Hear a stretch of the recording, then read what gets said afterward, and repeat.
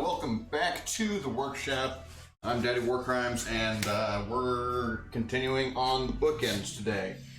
But that's kind of the exciting part of the stream for today, so I'm going to probably save that till I get some more people in the room. Let's see what we can waste time with in the interim. Feet, right? That feet goes there.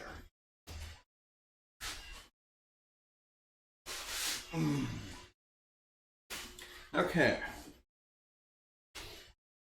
There's a bunch of stuff I do need to do, but let's go ahead and...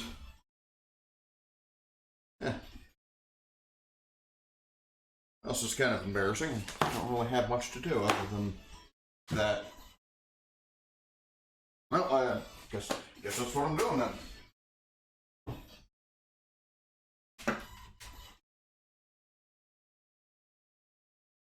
So, this is the front and these are the braces. So this is going to be the upright of the bookend. And what I'm planning on doing is kind of a fantasy Egyptian axe theme is probably the best I can describe it. And I had a pencil just a minute ago. There it is. So, we're going to have a couple of radii going along this. And so we're trying to get this this can centered. And this is going to give us our radius. Actually, let's move it to where there's not dripping paint. Paint can is a wonderful radius.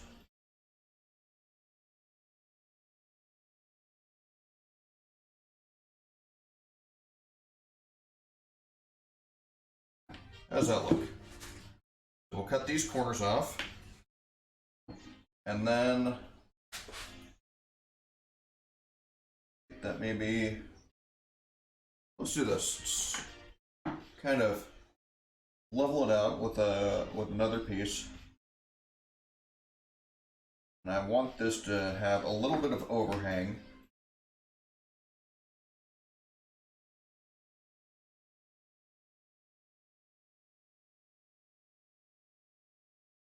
So we're not going to have like a really sharp point there. That's the plan anyway.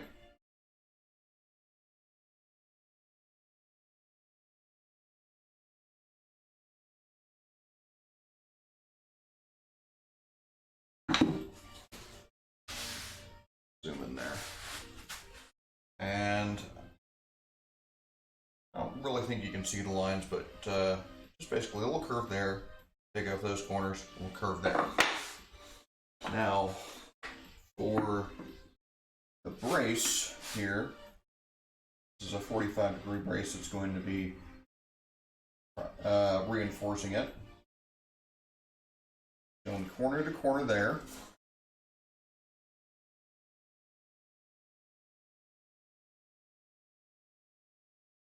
And get it roughly equidistant.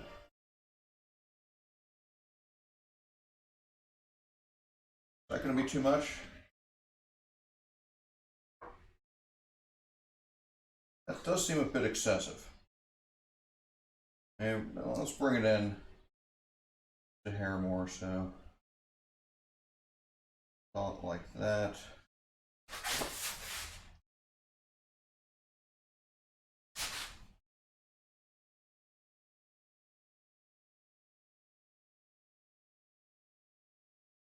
Okay, and well, I got this available to me.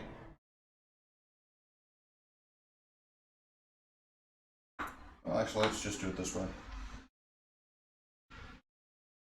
There and there.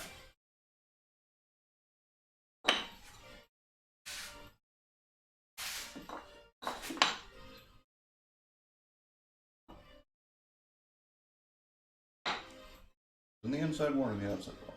It's the inside. Oh, wait. The outside one, okay.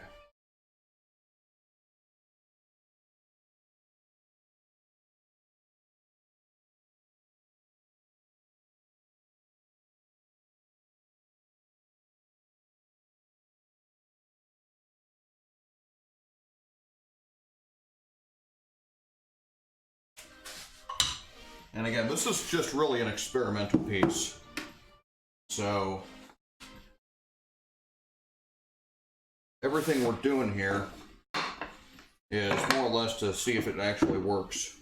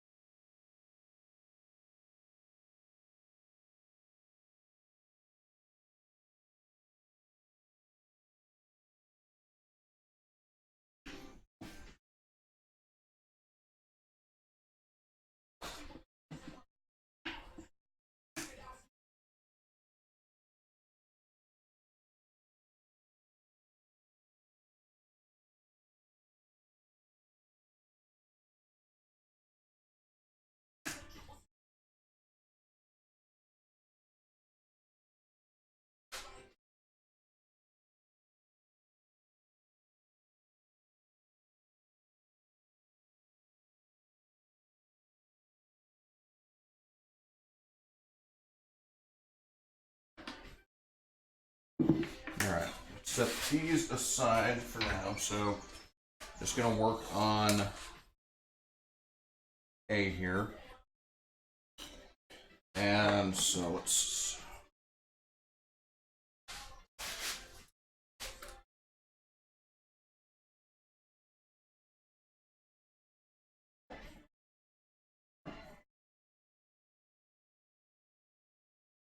and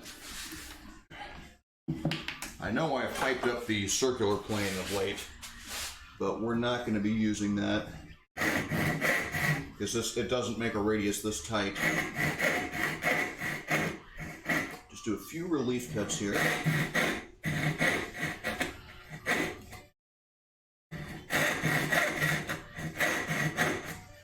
Nothing too dramatic. And I'm going to go ahead and let's go ahead and grab this 1-inch chisel. And maybe put a nice little polish on it before we get too far ahead of ourselves.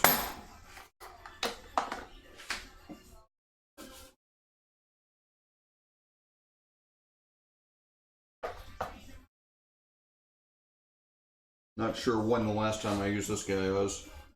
Use the 3/4 all the time.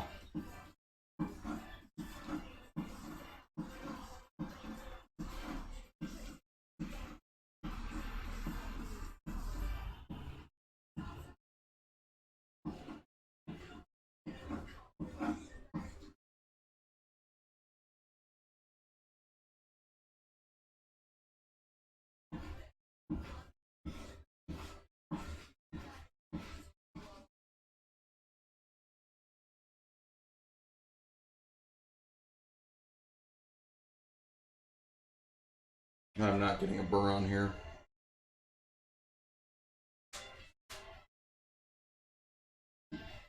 Just raise the angle a little bit.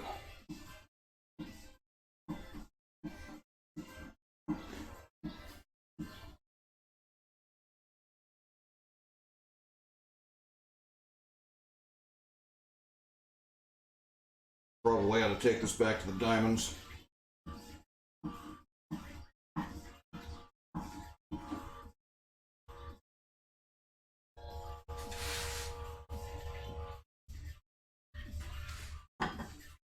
Probably clean that wax off too.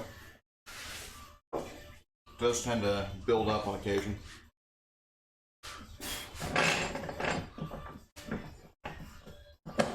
Alright, and so we got the grain kind of sloping up this way.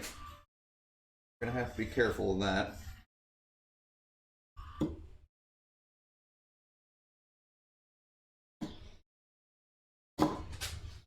Yeah, this is not cutting right. Okay. Let's do what we know we need to do. And get the diamond plates out.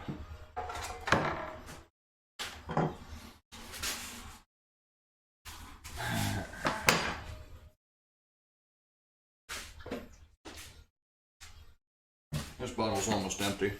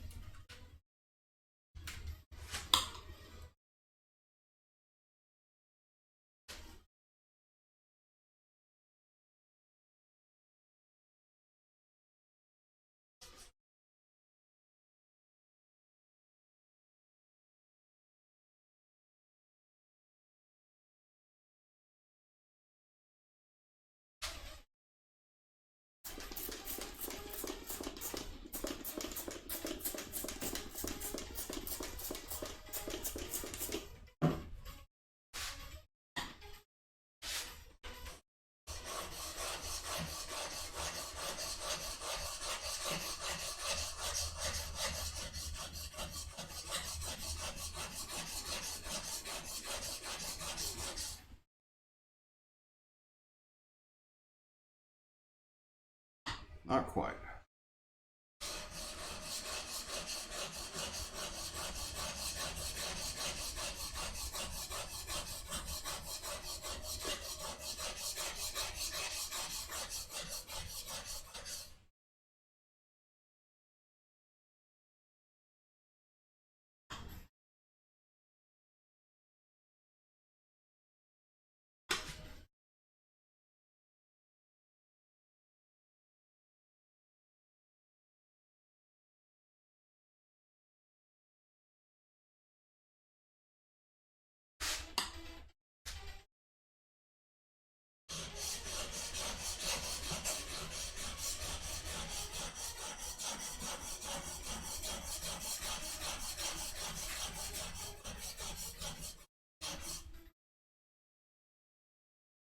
Trying to feel for the burr. Okay. It's kind of working. Take it off. On to the medium stone.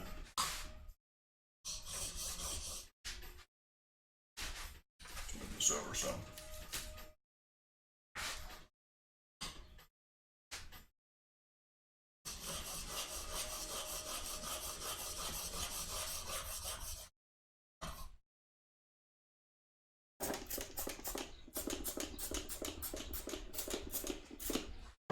Okay, I've had enough of this bottle.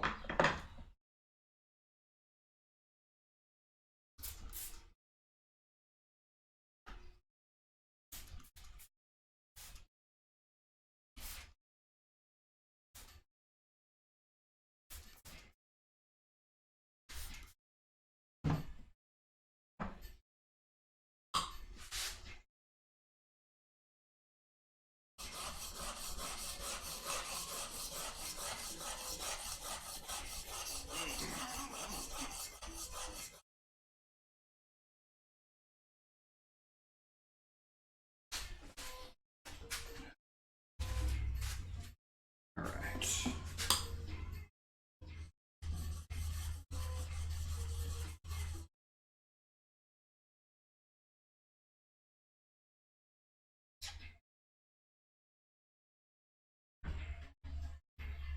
There we go.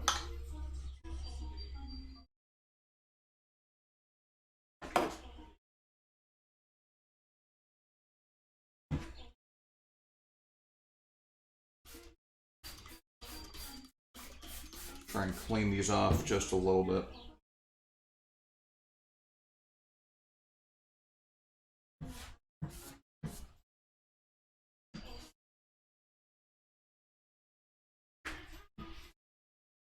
The metal filings tend to, if you don't clean them off, you get like what you see here, where it builds up and then they start to rust.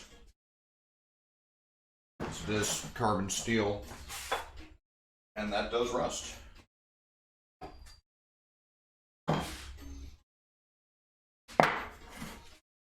And well, I've got this on my mind. This is a beater chisel, right? It's not supposed to do anything too fancy, and I don't care if it stays the exact width that it was when I bought it. So this is supposedly, ostensibly a 1.5 inch chisel. I'm not going to use this for any like critical measurements. I'm not going to be chopping mortises with it or anything like that. So I'm just going to take the edge, scrape some of this wax off.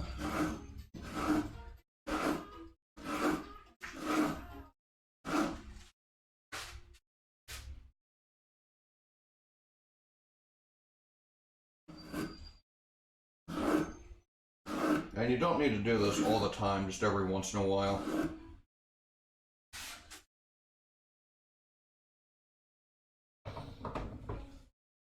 I do use that chisel a lot though, but you know, again, it's not anything that I need to do critical measurements based on the width of it.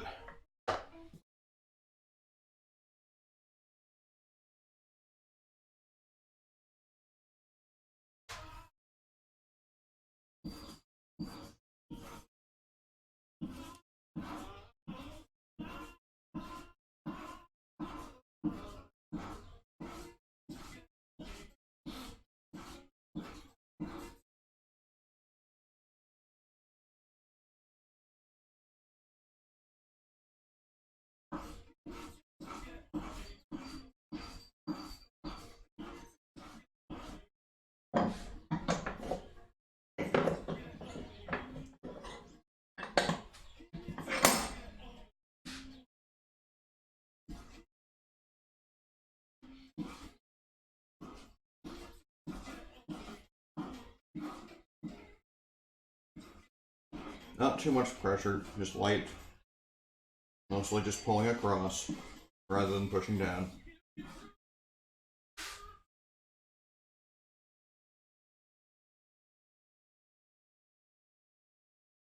And that should do us. Let's see if that helped any, that improved our situation any.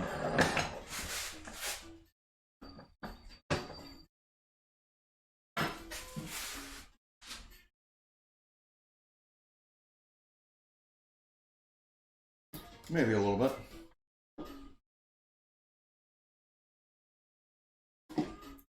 Ooh, definitely gotta be careful there. Okay. Let's go from this side. Grab our mallet so we can have a bit more control.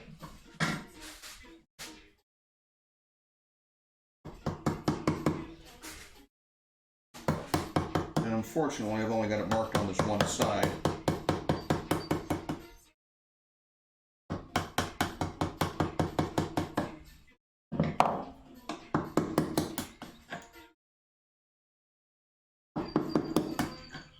You gotta be careful going this direction because the grain is gonna be coming down.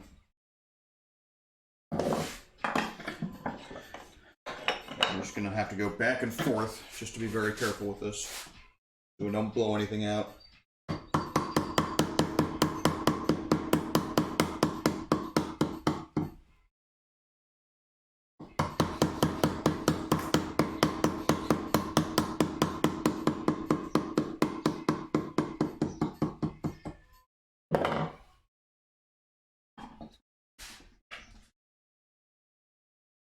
Let me tell you, that's just beautiful right there. Gets more light. Lovely curling chips.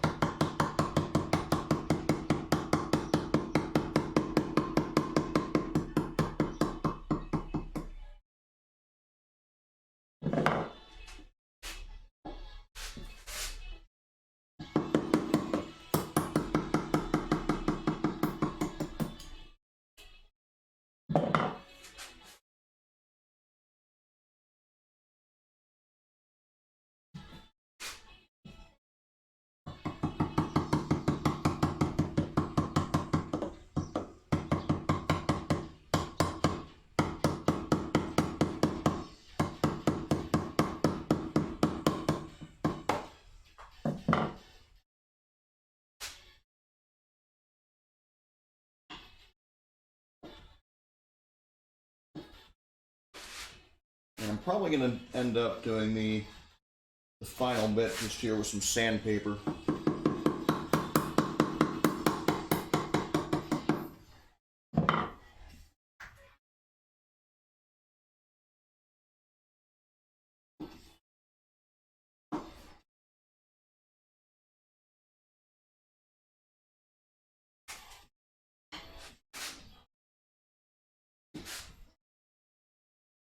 And my goal really is just work down to the line on this marked face, and since I don't have a line on the other face, just try and keep it parallel.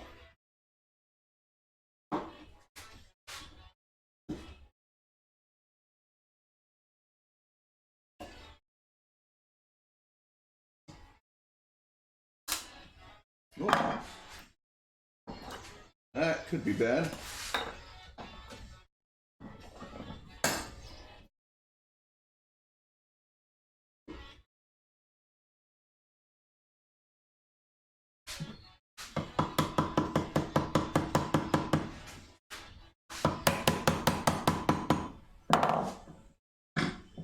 Come and loosen the vise.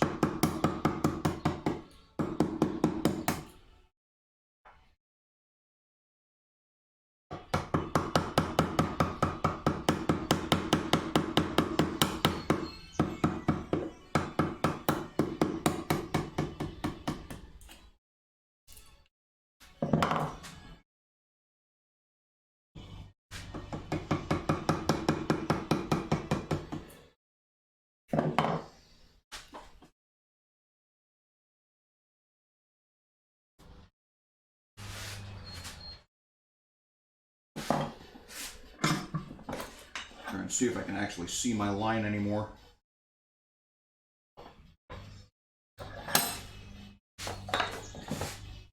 Let's go this way.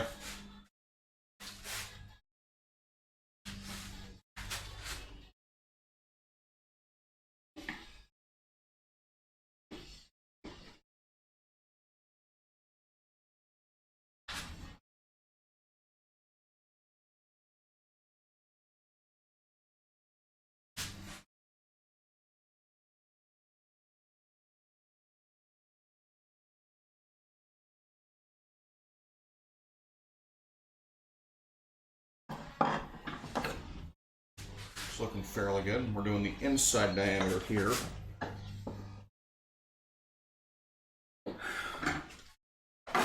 Make some relief cuts just for safety.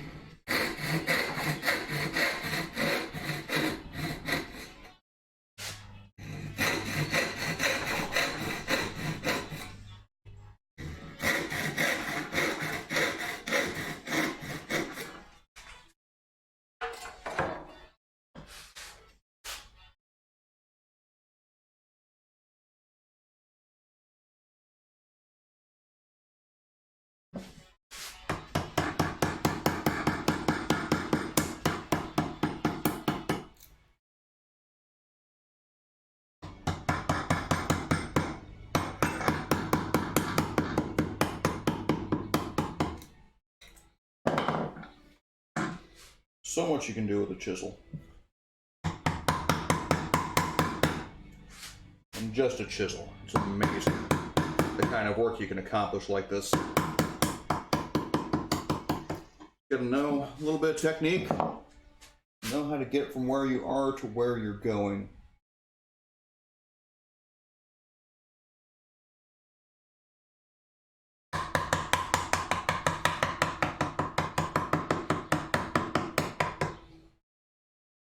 Okay, and this one I can kind of read the grain, so take out a big chunk. There we go.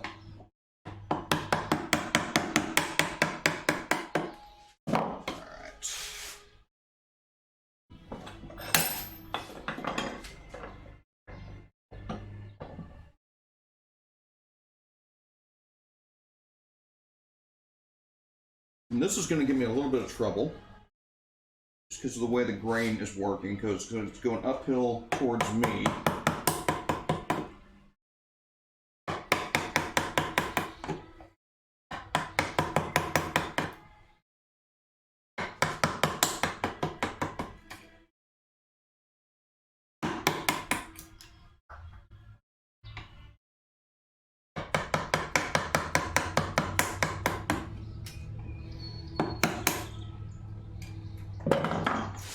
let's just go ahead and take up this last relief section here.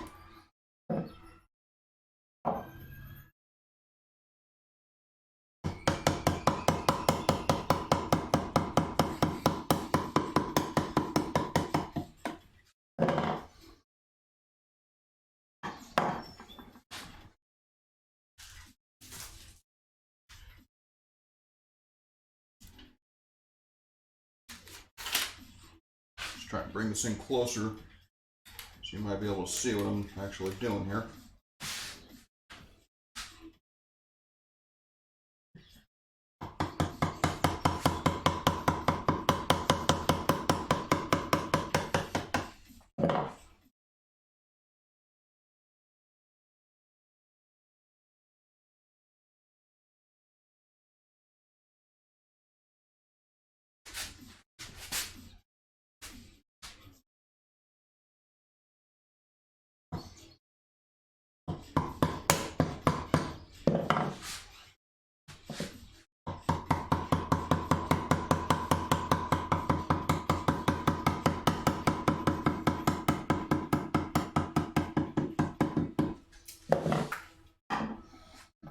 How are we looking? Pretty close. Okay. That's fairly good. I'm pleased thus far anyway.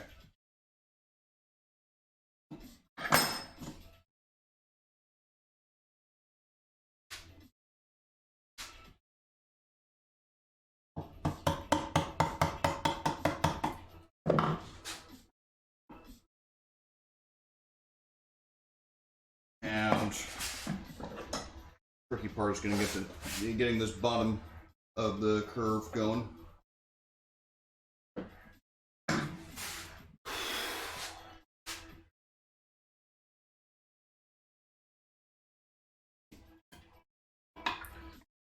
I'm doing that without tearing anything out.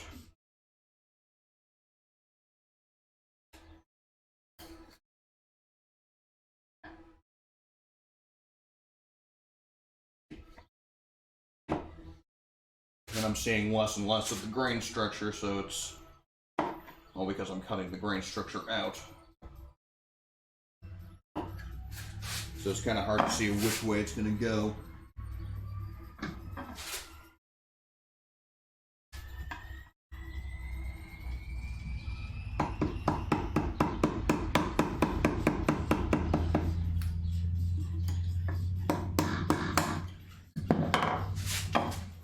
My relief cuts are no longer helping me.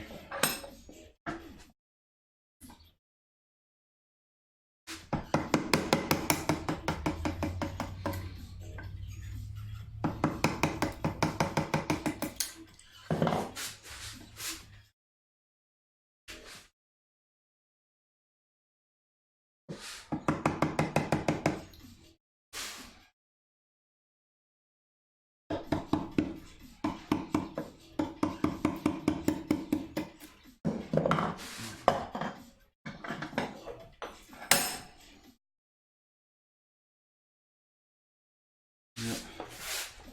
So I can just barely see my line anymore that I'm cutting to.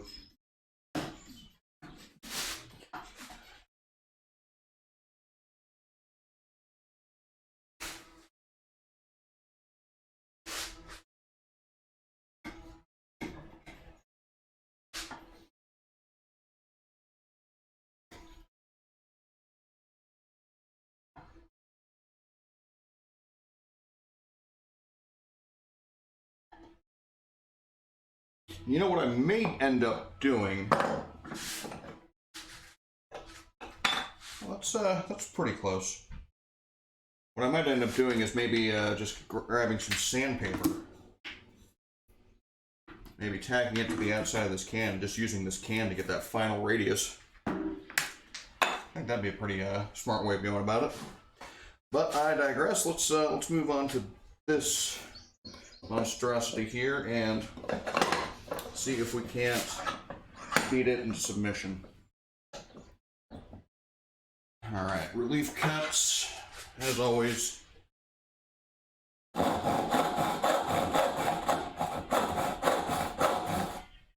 Another one, and another one.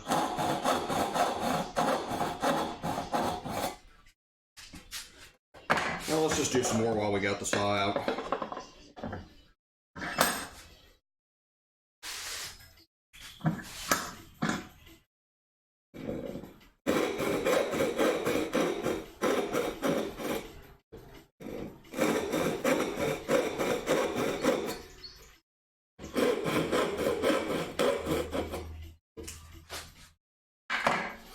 And how about you guys? Little corners that I'm cutting off.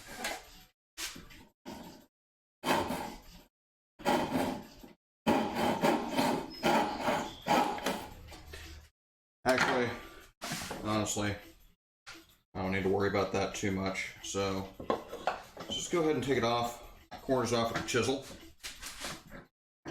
Don't think sawing is all that critical, or is it going to be all that helpful.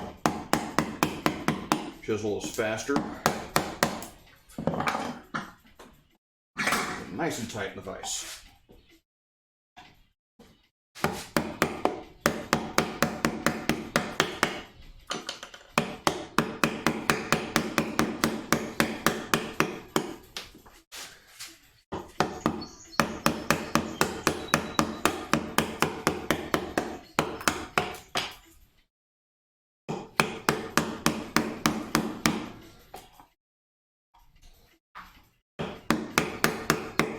Well, maybe some relief cuts would have been handy.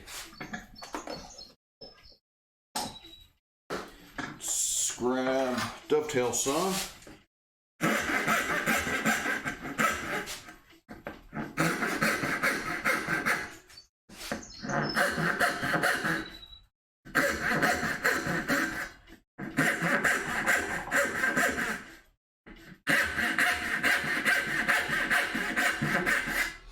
Okay. Be happy with that.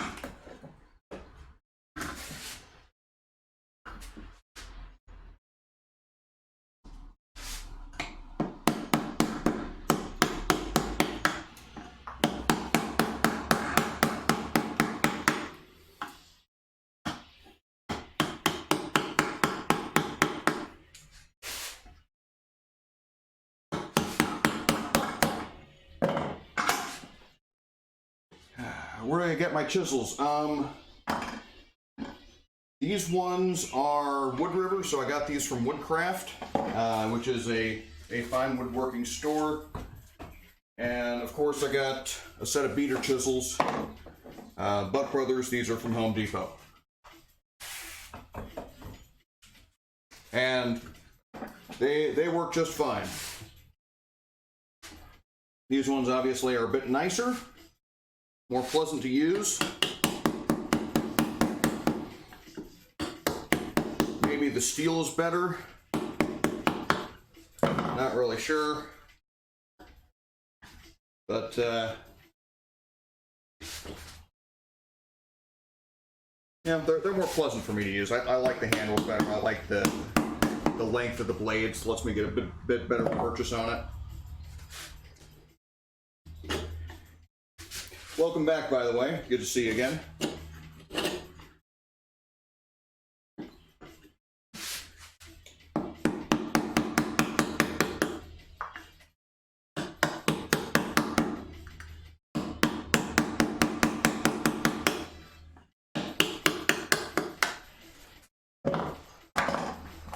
Yeah, the Wood River house brand, they seem to be fairly decent tools. least to the extent that I can't really tell if anything's better.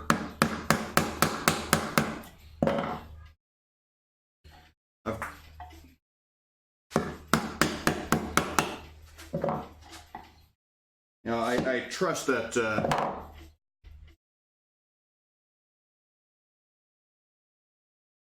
well, of course. I mean, there's you can't really be a woodworker if you're not sharp, if you don't know how to sharpen your tools. I mean, it's just chisels go dull very frequently, and if you don't know how to sharpen them, you're in for a world of pain.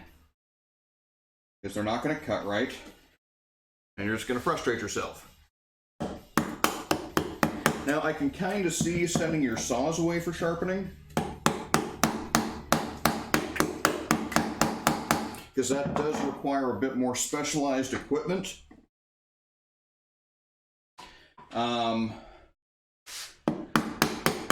And it is very, very time consuming. The problem with that, however, is nobody sharpens saws anymore. I mean, so you're going to have to, you know, FedEx them to somebody out of state most of the time.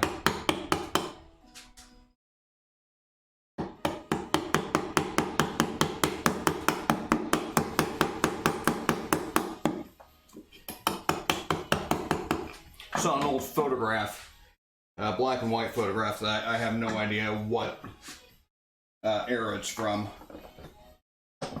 But guy's sitting at a train station with his saw vise and just basically sharpening saws for people as they wait at the train station. For workmen, I guess.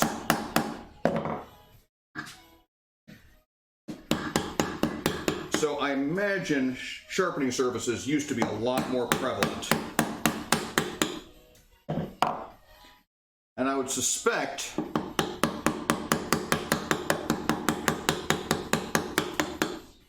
that the saw sharpener was not really a highly regarded tradesman.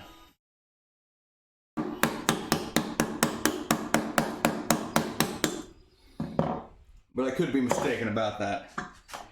All right, so nice curve there, and you know what? I'm going to try, see if this works. Get the plane out.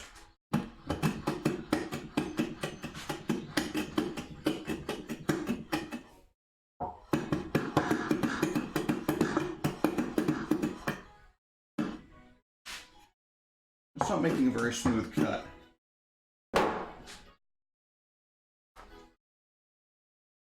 Well, you know, it's certainly a useful skill to have.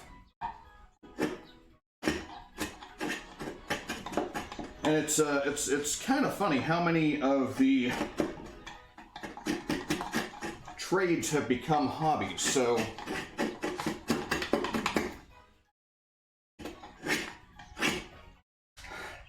I know you can make a living doing woodworking like this. But it's very, very unlikely, and it's not going to be a good living.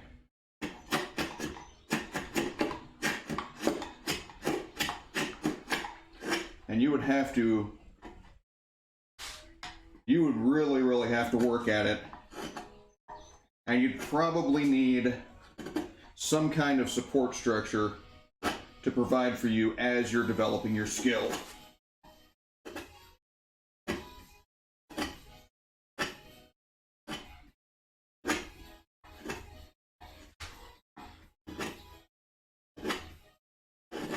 Because honestly, I think even if you were like a master woodworker, you'd have a hard time finding enough work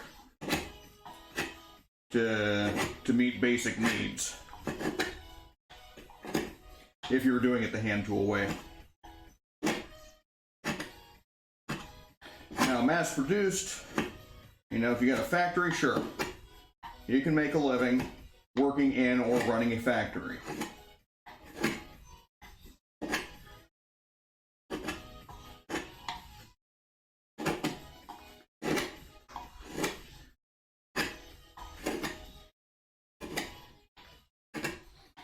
I know Paul Sellers always tries to convince us that you can make a living still doing this. Maybe. Maybe, but that's a lot of work and not much of a living. Ugh.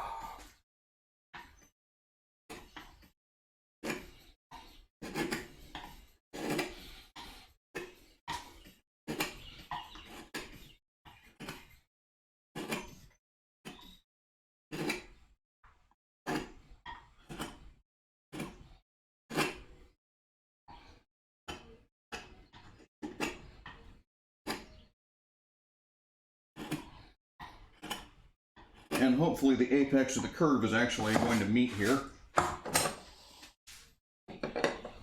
Well, it's good stopping you by, Boromir.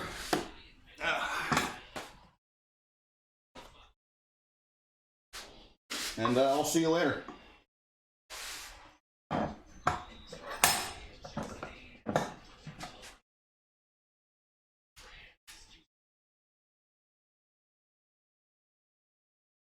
Whew.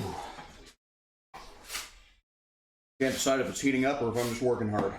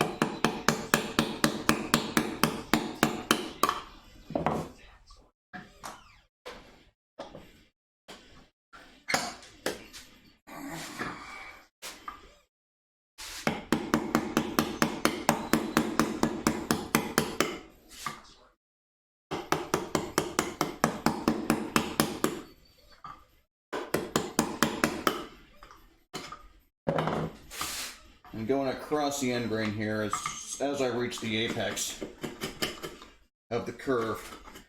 It's getting harder and harder to cut. That's where having really sharp chisels makes all the difference.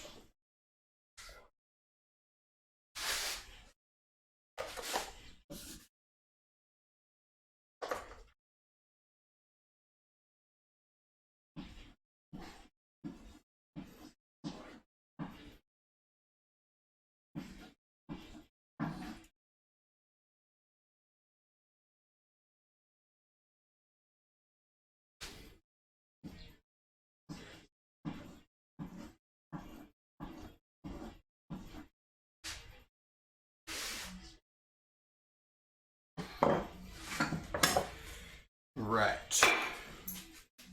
Back in the mice.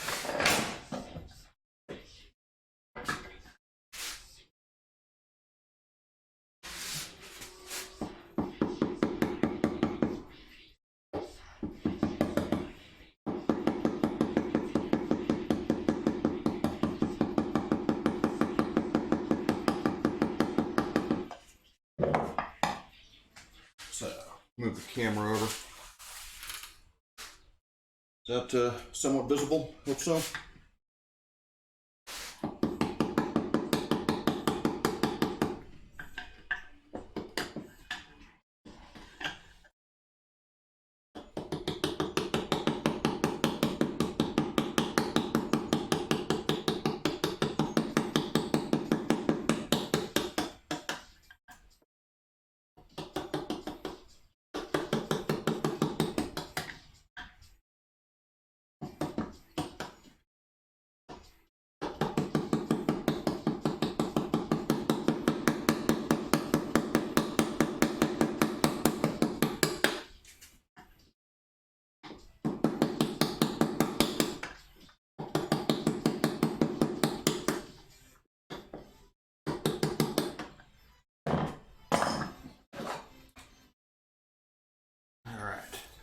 Build a cat. This is, we're doing some decorative curves on the bookends.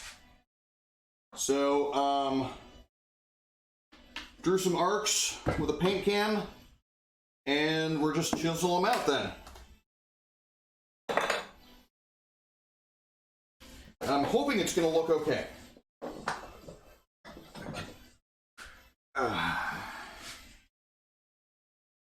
But I've never done this before, so I mean, this whole project right here, these bookends are just one big experiment after another. So these 45-degree mortise and tenon joints, that was an experiment. The string inlay was an experiment. And these curves are an experiment.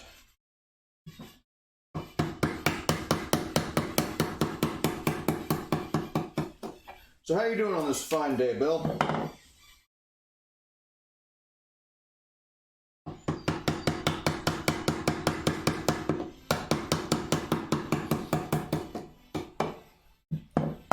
Relief cuts, very critical.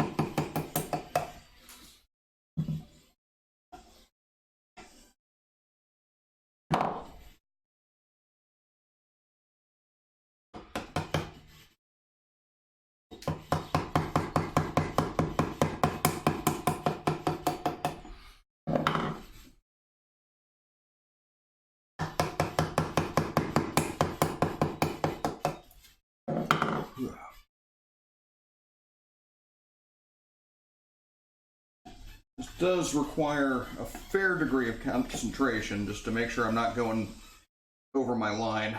So that may explain why I'm not talking so much today.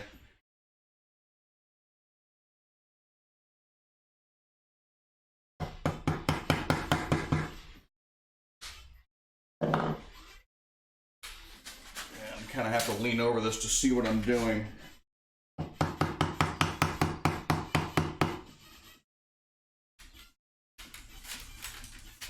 Sorry, folks. There we go.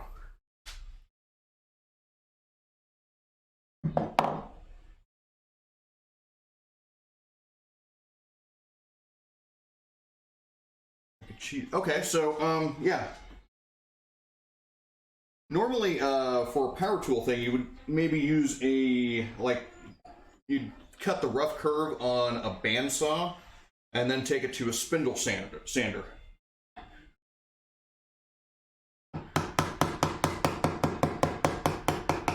And I'm planning on doing a little bit of cheating later on, at least for these concave surfaces, by just gluing some sandpaper to this bad boy and just, because it's exactly the same radius.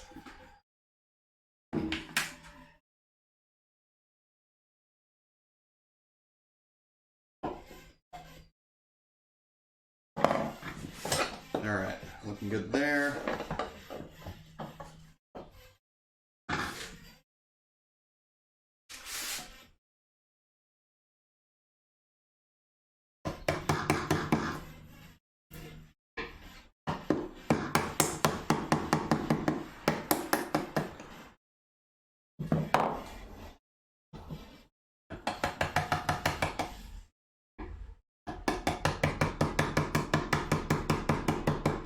So I'm going to stay a fraction away from the line, I think, or at least try to,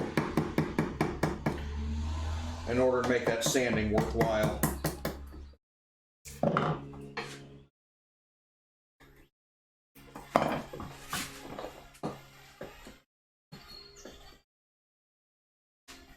Skip the saw step, yeah, okay.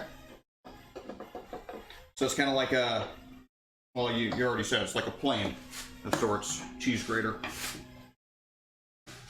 I can imagine something like that, yeah. Don't think I've ever seen one, but I can certainly imagine it.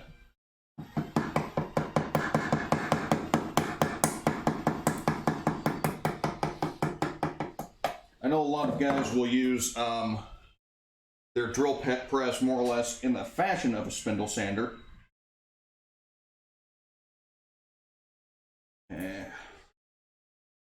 By just putting a sanding drum in it.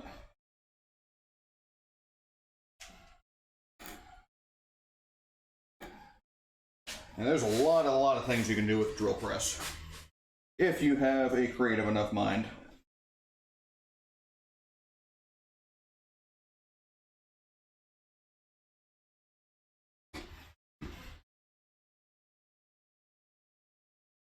Do not have a drill press myself yet.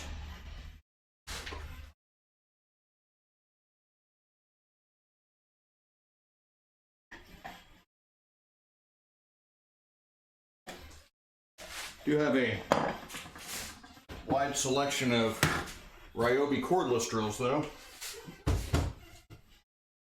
They come in handy. That's how I initially sanded this guy down.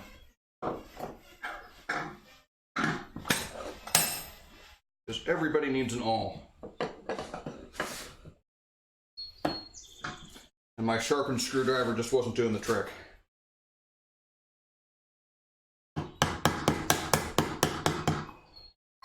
Big chunks.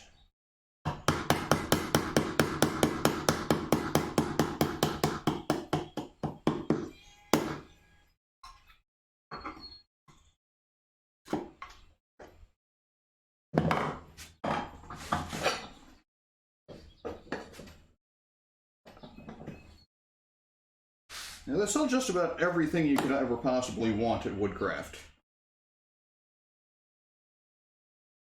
Except molding planes.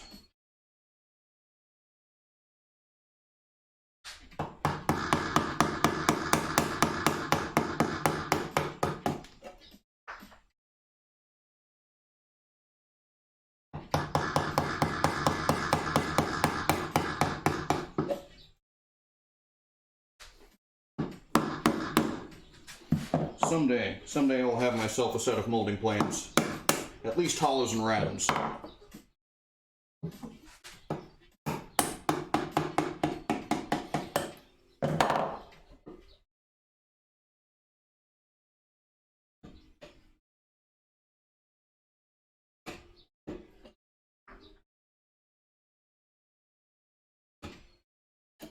Lee Valley sells a set of Asian style hollow and round planes.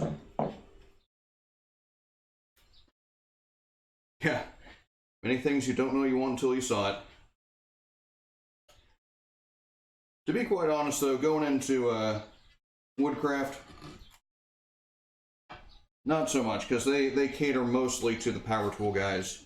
I mean, I definitely want their gouges. Gouges look really fun to me. I don't have any as of yet.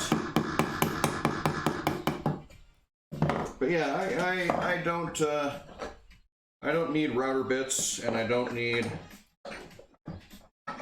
downdraft tables. Veneer roller. Yeah, I haven't looked much into veneering, to be quite honest, so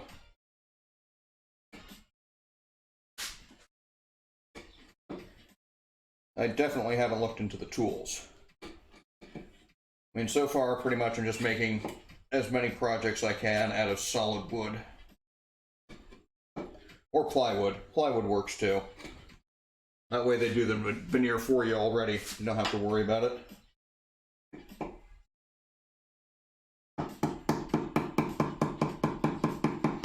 Is that like the glue roller? Where they got you put a glue bottle and you just roll glue out? Is that what the veneer roller is? Or is it something else? The other thing I'm thinking is like the spiky perforated thing. Yeah, oh, you're gonna get that at a lot of places.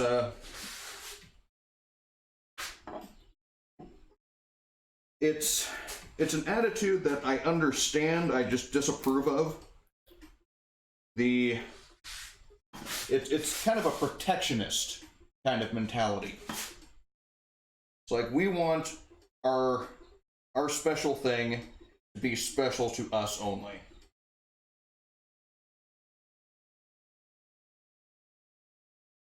And you see that, yeah. Honestly, I haven't been around woodworking enough to know woodworkers all that much. But like with shooting sports, you know, new shooters, they're kind of looked down upon from time to time. It's like, to be quite honest, we, a little bit of a soapbox time here. We have, or I have, niche hobbies, all right? There's things that I do that are not really widely accepted or widely practiced. So the woodworking, the drinking of bourbon, smoking of cigars, smoking of pipes, which I quit, so those are bad. Don't do those. And, you know, woodworking, shooting, not a lot of people do these anymore, all right? So when someone comes into it and wants to get into it and is interested in it, it's imperative upon me, at least, to encourage them, you know? It's... If we don't have new woodworkers, there aren't going to be any woodworkers in the future. If we don't have new shooters, there aren't going to be any new shooters. So, or there aren't going to be any shooters if there are no new shooters. So, yeah. You have to encourage people who are new to the topic. But, okay, end of soapbox. Back to woodworking. Getting the bubbles out from the veneer. Okay. So it's like a kind of squishy press sort of thing to squeegee out the air. Is that kind of what I'm thinking? Or what I should be thinking?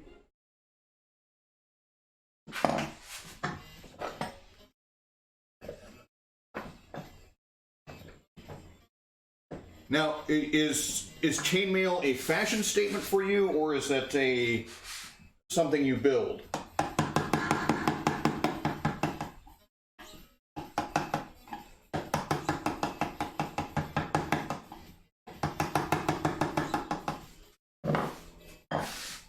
Hard plastic roller, okay. But more or less kind of the squeegee sort of effect is what you're going for, right? To push out the air bubbles and get it completely flat. I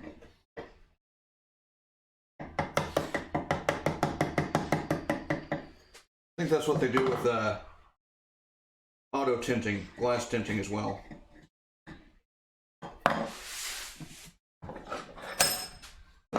Well, that's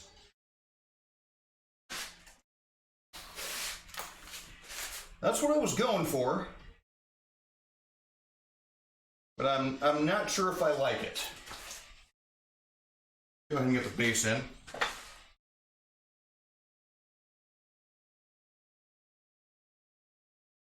This way. Nope. Other way.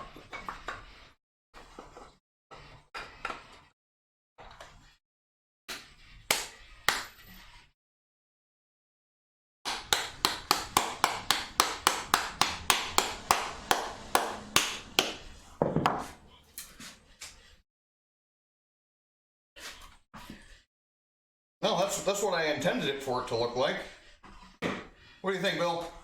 Is this worthwhile? You like it? I kind of like it.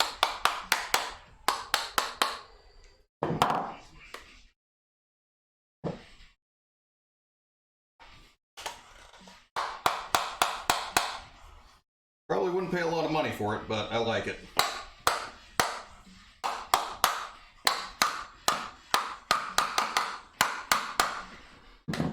No, let go. Okay, I'm gonna set this aside.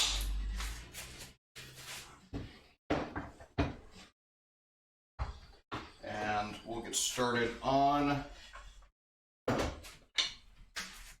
this one.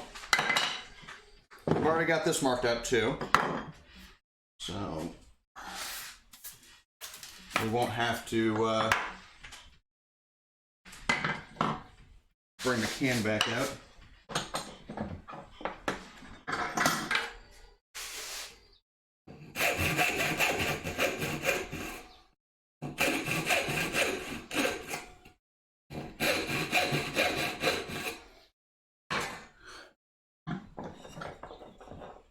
Some relief cuts. Then back to chiseling.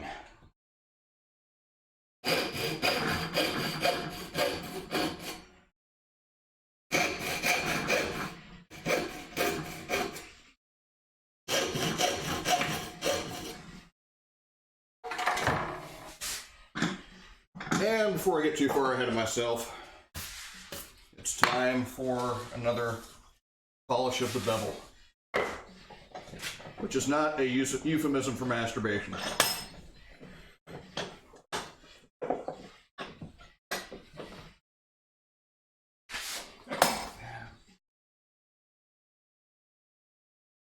Wallpaper and vinyl kickboard. Mostly make jewelry as a hobby. Okay. My wife was an art major for a time, and so she got to do a lot of jewelry crafting as well. She was quite fond of it. But her concentration was in ceramics.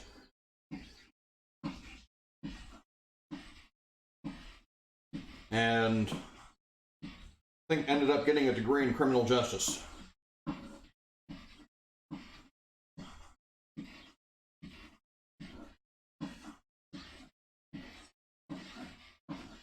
Changed her major so many times that by the end of it, it was just like, okay, what do I have enough credits to get me a degree in?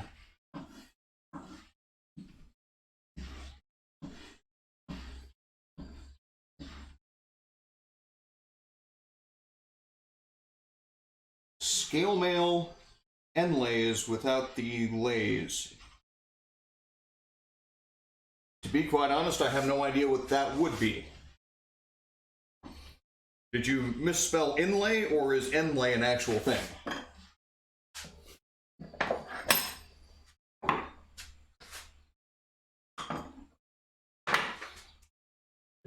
Because inlay is without the... Well, without the inlay, it would be pretty much just engraving, right?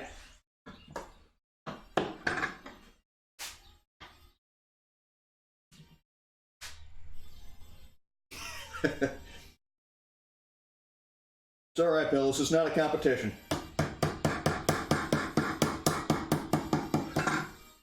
There are no prizes if you know how to spell chrysanthemum.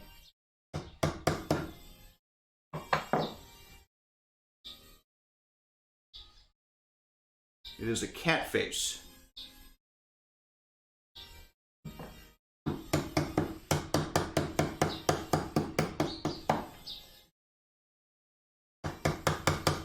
So you're making scale mail in the shape of a cat's face? Or are you making scale mail for the character Catface, who has the body of a cat and the face of a cat, and he flies all around because he has a cat face?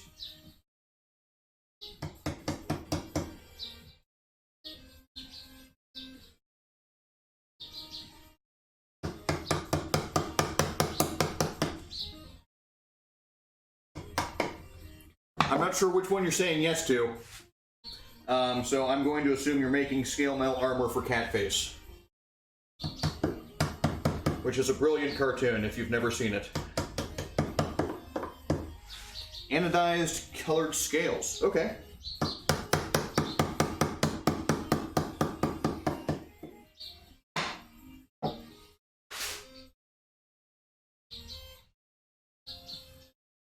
I've worn anodized metal, but never worked with any. In fact, this scratch stock here is about the extent of the metalworking I think I want to do. Now it's pretty much just filing it into square.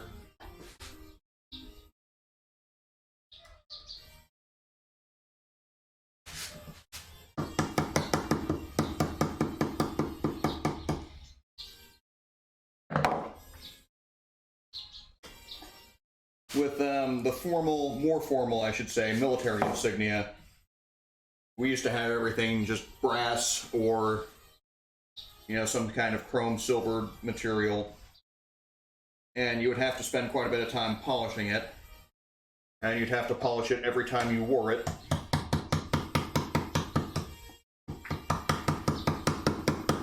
but at some point we discovered an anodizing process to make it stay really shiny. When you do a scale mail inlay on, say, a shirt, you add a pattern to a sheet of it.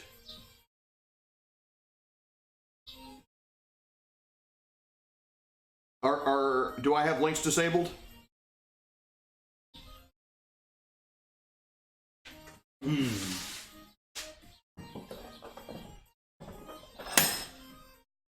Yeah, I haven't explored too much with the chat settings.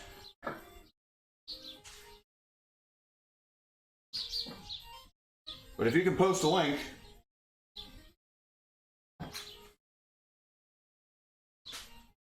I'm seeing no links. Let's see. See if I can find out how to do that. Manage moderation settings. Okay, maybe that's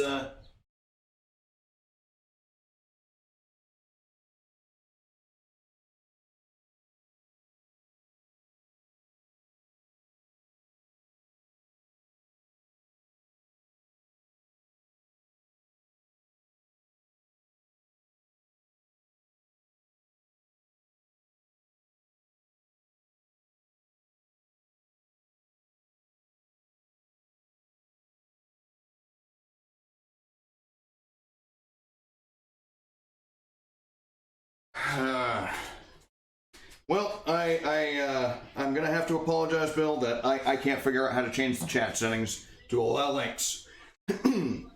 However, if you would like to add me on your Instagram, are you build a cat on Instagram as well? If so, I'll give you a follow and I'll go ahead and look through your stuff.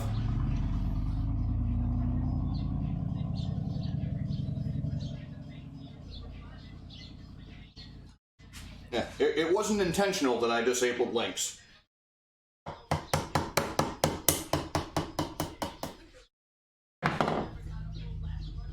The only thing I did that was intentional was enable the auto moderation to kind of filter language a bit. And that's not because I'm upset with language, but because if I don't do that and people say naughty things, I can get banned by Twitch. Free pirates for hire. Okay, I'll try and check that out after the stream.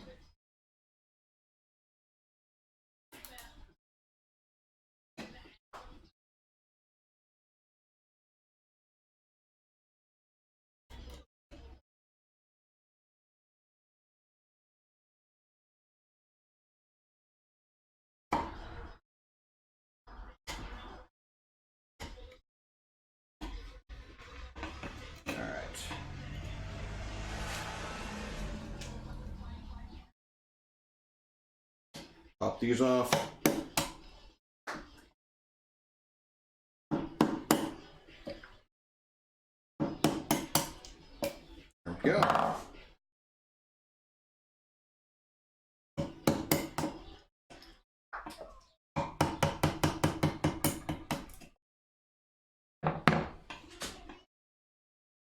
One of my favorite things about working with hand tools over power tools is the way you can just exploit the grain structure. With power tools, you're more or less ignoring the grain structure. Link in your channel info. Okay, great. But with hand tools, you can make your life a whole lot easier to the point where it becomes a necessity to learn how grain actually works.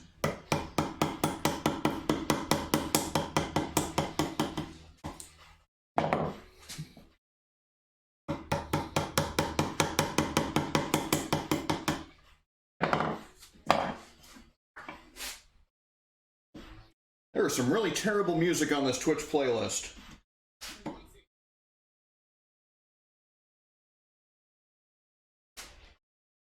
I'm not sure if I'm subjecting your ears to that, Bill.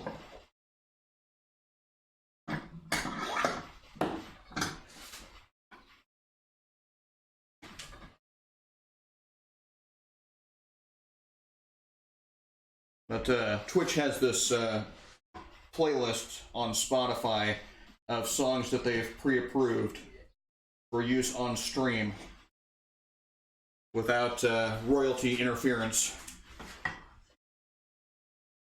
which was very nice of them. It's just a lot of the songs are crap.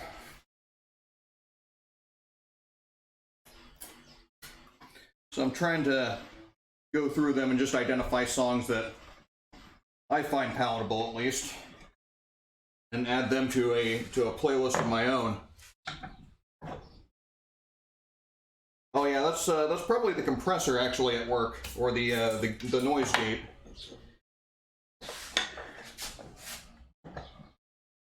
So when I'm not talking, the sound just kind of shuts off altogether. So let's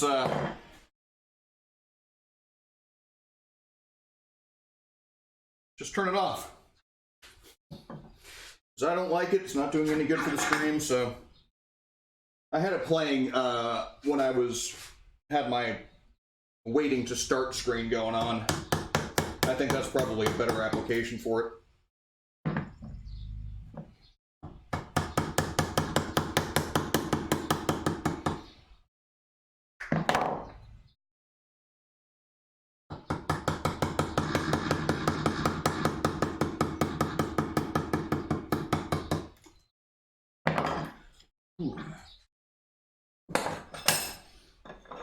And I'm suspecting, at least by the rate of progress I'm currently making, that I'm going to be finished with these before my 2 hours is up.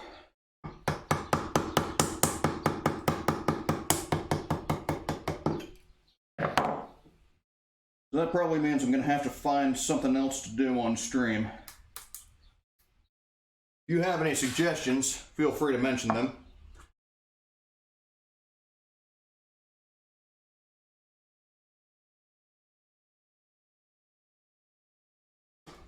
Well, I believe what from what I was reading on that, you actually have to submit your music to them. And they have certain requirements, so I think you need to have like 10,000 followers or something like that in order for them to consider your work. And on top of that, you need to have it available to them on a more permissive license, like a Creative Commons or something like that.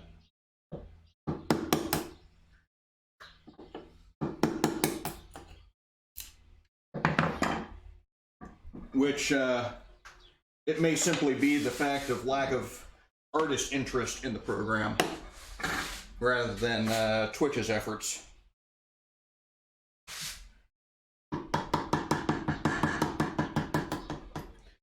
But Twitch is very much a company in development, I would say. It seems they, it feels to me like it was someone's pet project or initial project that, hey, this might be a good idea, let's have a streaming service for games. And probably took off before it was really mature. And that's just my observation of it, anyway.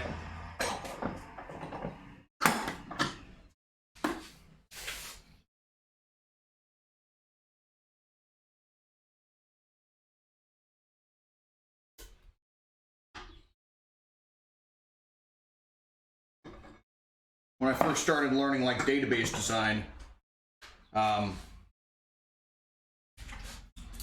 came up with this idea, and the powers that be took a liking to it and made me develop it, and turns out it wasn't really a good idea to begin with, and so now I've got my name on this crappy project that really shouldn't have ever seen the light of day. but because of my the structure of that organization, everybody was forced to use it. I used to listen to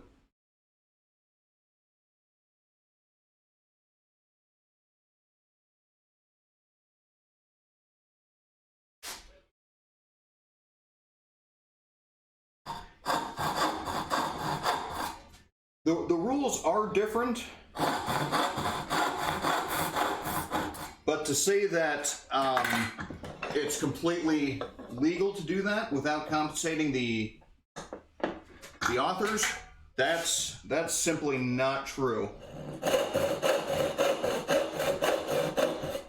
If there is a copyright, then royalties are owed if anything is performed.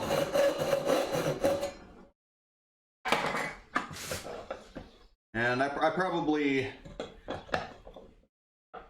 know a bit more about copyright than is practical for the average person. But you know, it's a subject that kind of matters to me as a former aspiring musician. I say former because I've come to the realization that I will never make a living doing music.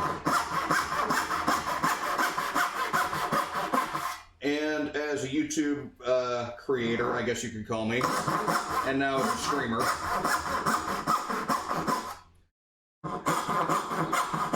So you kind of have to learn at least a bare minimum of copyright.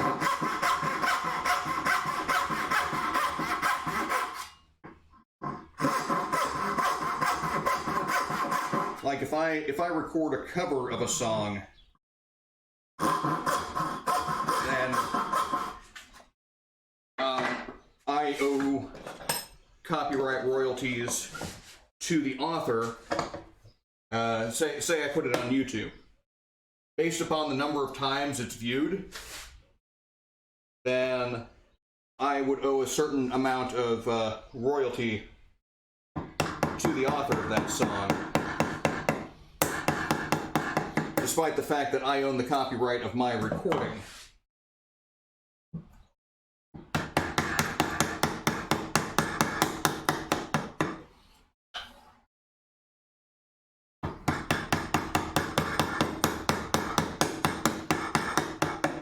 Most of the time when I'm putting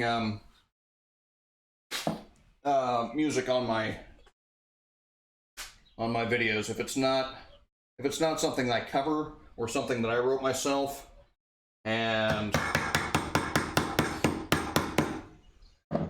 I lost the only recording I had of my composition, so that doesn't go on my videos anymore. But I got a buddy named David Sprinkle who does electronic music. And he's a little bit weird, but excellent music if you can get past the initial shock of it. And he has given me express permission to use his material on my videos. I don't use it on my streams anymore. I have on occasion, but because Twitch is weird with their copyright stuff, I risk having all of the audio removed from the stream, and I don't know if there is sufficient measures to remedy that. So I just avoid it altogether on the stream. But yeah, I use his music on my YouTube videos, and that works out pretty well.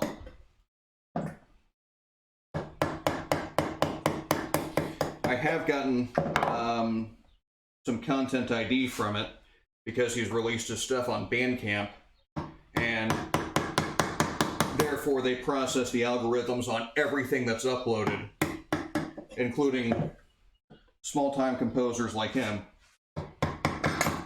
And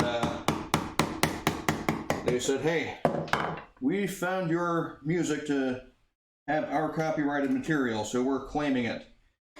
And fortunately, YouTube has measures where you can contest that, which I did because I have an arrangement with the author.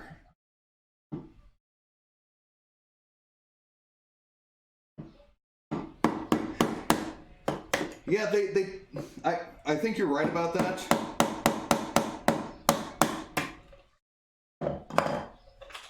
But there is a distinction between what the law says and what's practically enforceable.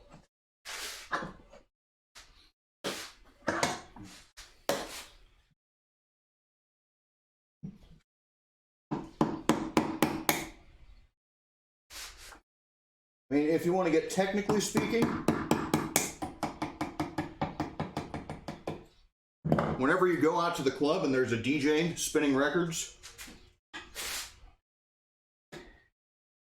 someone is supposed to pay royalties on that. Generally speaking, we assume the venue is responsible for that, and they more or less pay a subscription to a legal service that's kind of, I don't know if it is the RIAA, but it's like the RIAA anyway. And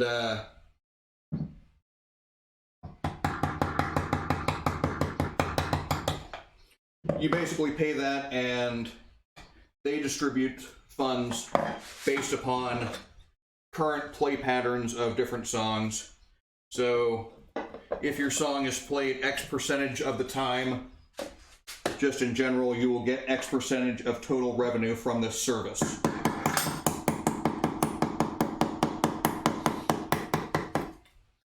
And the great thing about it is the performer is generally not viewed to be responsible for this service. Now, technically, it could be,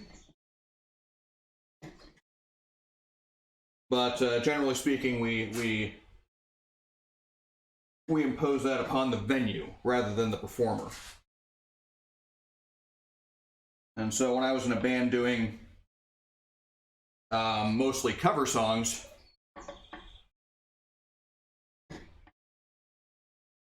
we just more or less presumed that the venue had the royalties taken care of.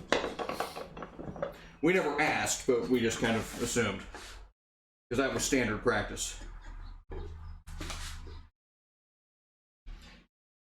There's actually some,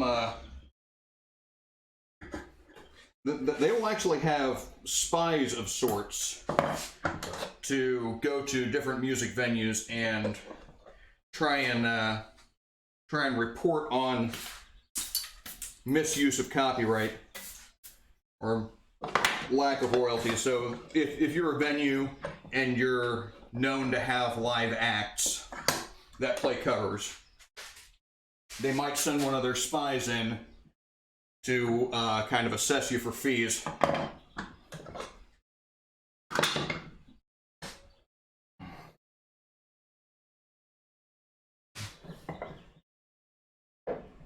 There was a coffee shop I read about in California some years back that hosted an open mic, and they actually banned their performers from playing any cover tunes. It's like, you have to play only originals, just because they got gigged for that.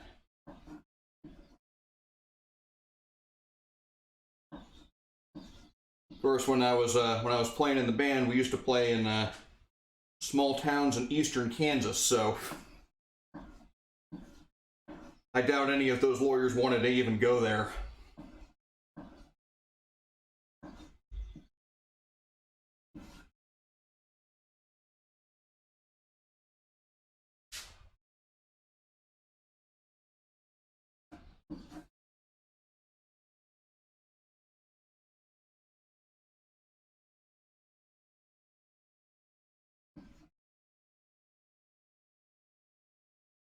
And whereabouts are you, Bill?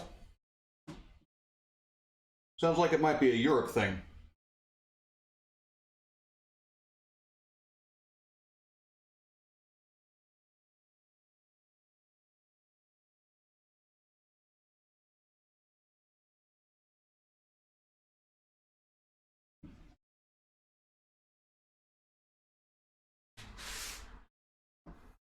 And for some reason, some folks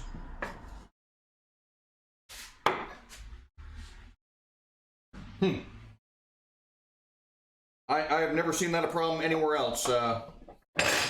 Don't have a lot of experience in Ohio.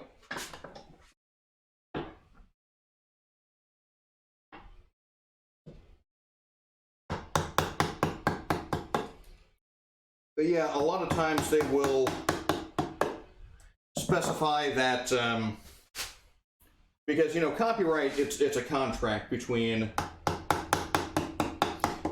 the copyright holder and the licensee. And so what a lot of people don't realize is, say you go to Walmart and you buy a music CD. You don't own the music.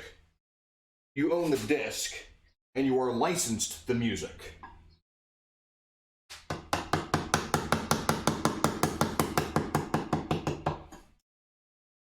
And so, like you'll see on a lot of video media, DVDs, Blu-ray, VHS, if you remember that far back, there would be a warning at the beginning of each of them saying that this is that you're licensed for in-home use only. So you can't just go to the store, buy a DVD, and, you know, put that on at your local bar. That's technically a violation of your license.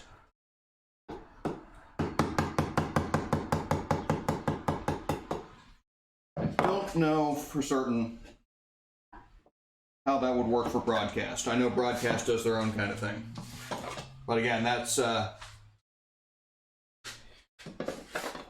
my concern of that would be as a performing artist, and in that case, the broadcaster would be responsible for remitting all royalties.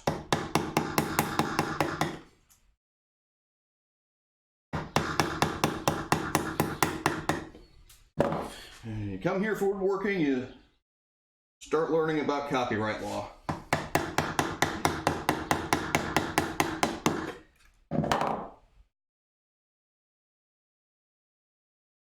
I know too many things about too many subjects, which might be because I'm old, or because I'm easily distracted.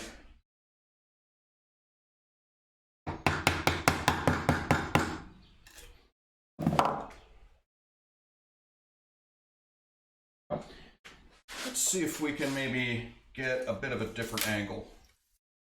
So I'm thinking this might be boring.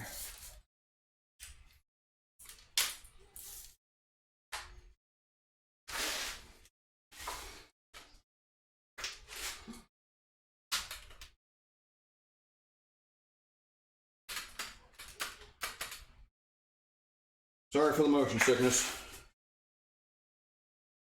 Nope, nope, nope, that's not good. That needs to stay plugged in. Okay, we still got video, right? Okay. I've got a 32-foot extension cable.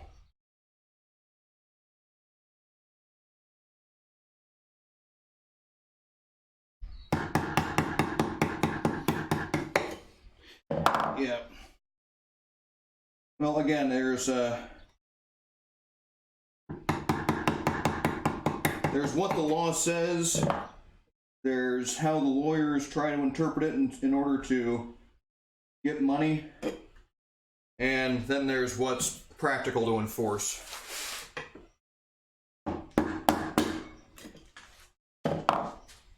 Maybe.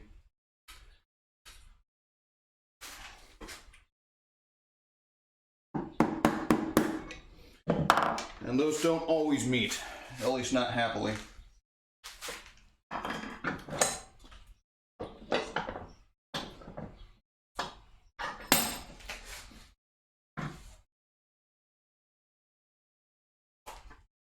You know, the definition of public is certainly debatable as well.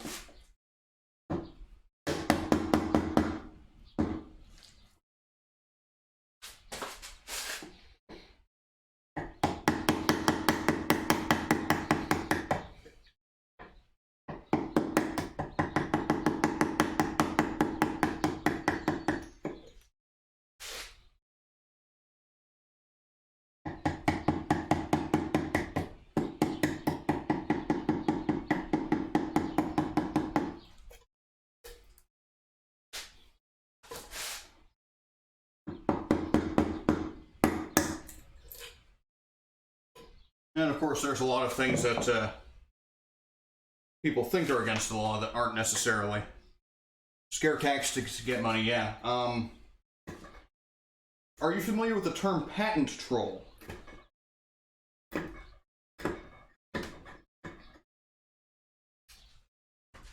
There's lawyers who kind of take advantage of U.S. patent law, because you can more or less patent anything in the United States. And a lot of times they write the patents to be deliberately vague.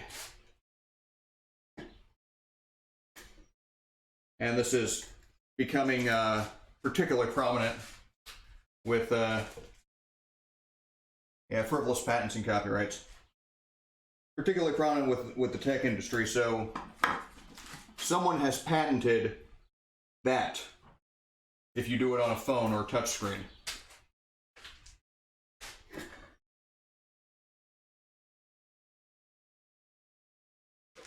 But one of my favorite ones is there's someone who patented public Wi-Fi. Tried to copyright the word cocky. Yeah,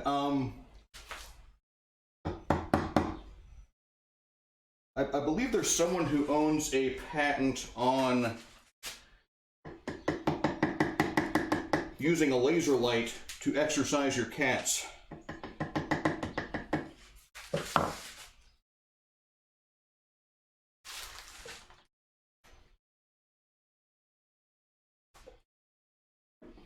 But yeah, there's a company that's suing restaurants because they're using they're providing public Wi-Fi. Not suing the companies that actually manufacture the devices, because those companies actually have money for lawyers. So instead, they go after restaurants.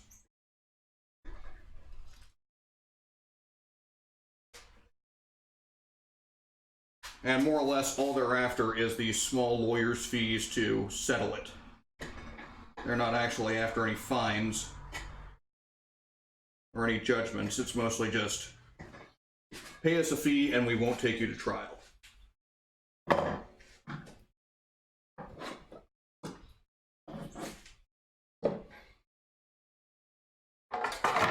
All right, so I've just got these corners.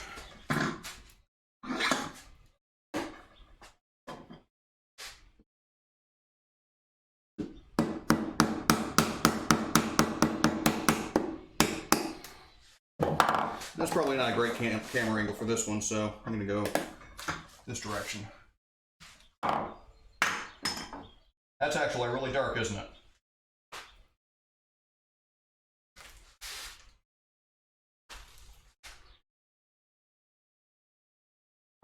Well, one of the problems with the judicial system is our reliance on experts. And the thing is, if you can afford an expert to tell the judge something that suits your case, then you can afford that. And unless your opponent can afford to hire an expert to tell them, no, that's absolute bullshit, then the judge is going to side with the expert, because what does the judge know, right?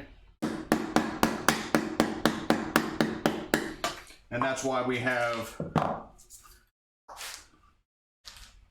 such prominent use of things like hair sample identification. And prosecutors definitely rely on using hair sample comparison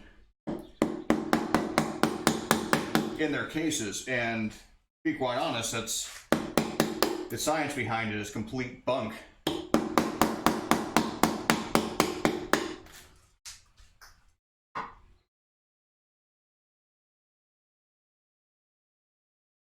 Yes, hand tools, because hand tools are more fun. Because you develop an actual feel for how the wood works.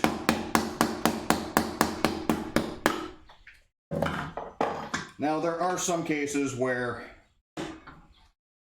I won't do it. So if I'm ripping long boards, an example, I think you can see behind me here, if you look in the lower left-hand corner, behind me here, this rack is all French cleat, right? So those boards are ripped at a 45-degree angle. I can do that with the handsaw, but I'm not gonna, because I've got a perfectly good table saw right over there, and that will rip 45 degrees all day long.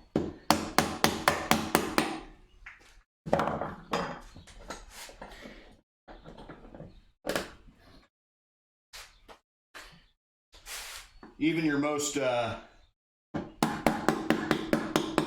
dedicated hand tool woodworkers will, on occasion, break out the power tools.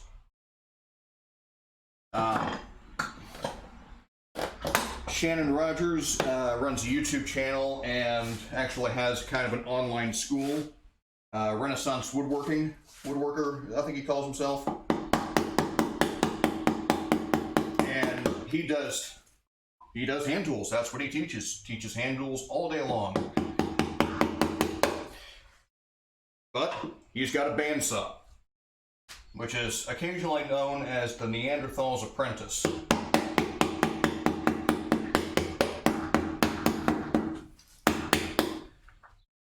My prime woodworking mentor, internet-wise, is Paul Sellers.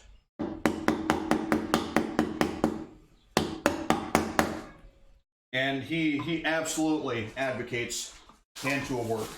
I mean, that's kind of his thing. He gave up working in machine-based shops just because he found it to be soul-destroying, if you can imagine such a thing.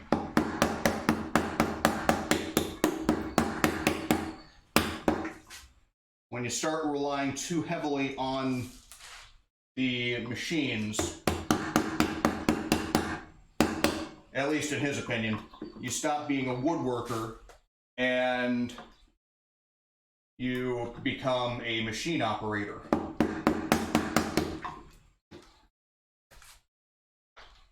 Yeah, crap, what's his name? He has a fantastic mustache. I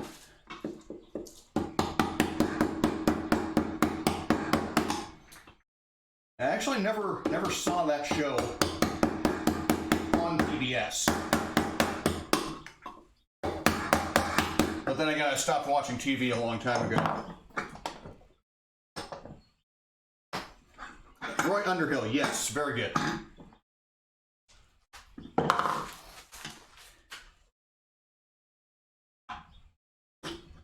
He is actually a fairly revered figure within the woodworking community. Not nearly as much as Norm Abram, though.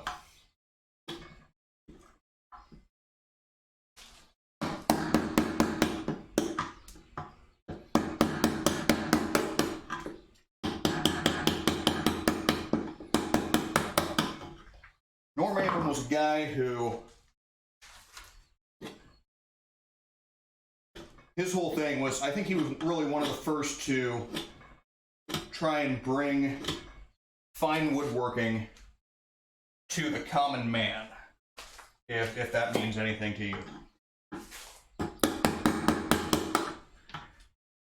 think he sort of recognized that woodworking was transferring from a profession into a hobby.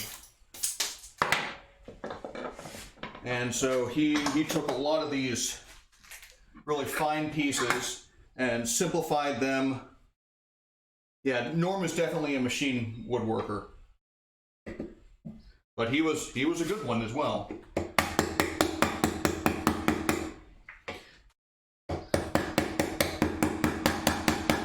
And I don't necessarily subscribe to the notion that hand tool woodworking is the only real woodworking.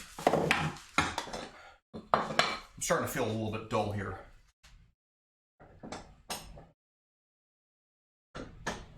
But I do know that most of the furniture that you're going to find coming out of shops is not done by people who have a passion for woodworking.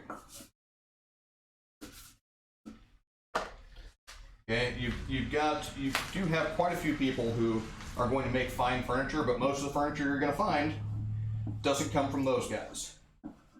It comes from factories overseas, from people who are just looking to make a living and don't really care how they do it. And if it's a matter of feeding a piece of wood through a machine, well, that's how they're going to do it.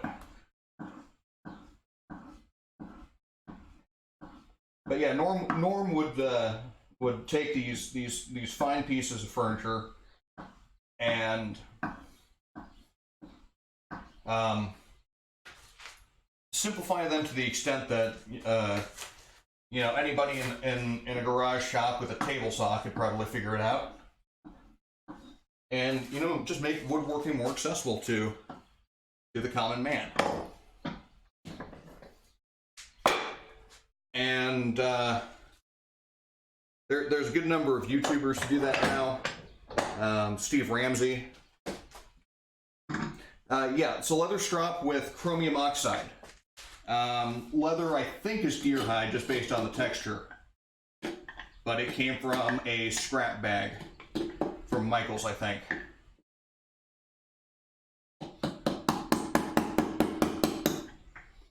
And my intention is to sharpen the tools often enough that I don't ever have to go back to the diamond plates. It hasn't been working out too well for me.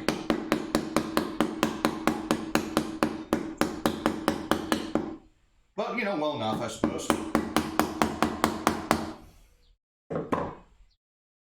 I don't have to use them as often.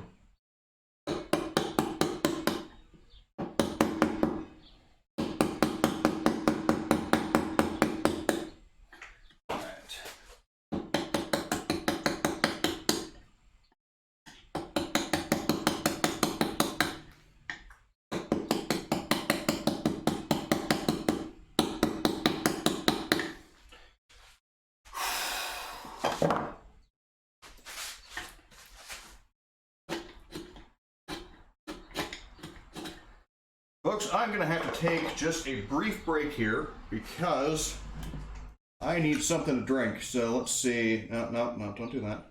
AFK screen, and we're going to work here. I'll be back just in a second.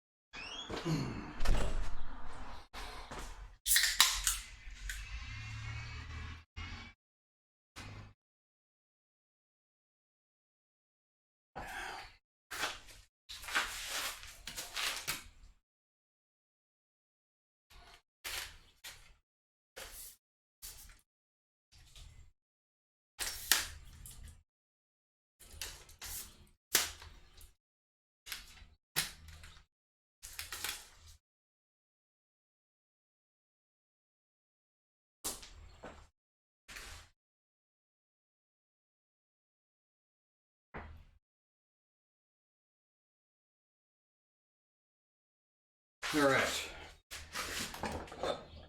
I moved the camera just to see if you guys would notice. I already gave myself away. So I guess it was just to mess with you.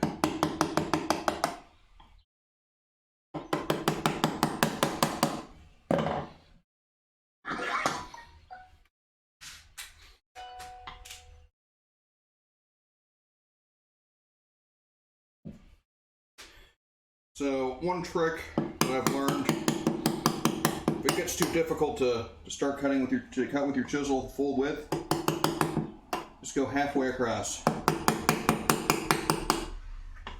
That's something Paul Sellers teaches. That hurt. Okay. Are we gonna bleed? I scratched my my finger here on the edge of the wood.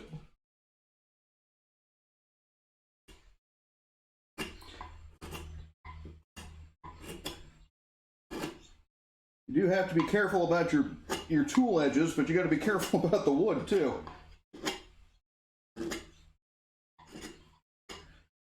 Okay, doesn't look like we're bleeding.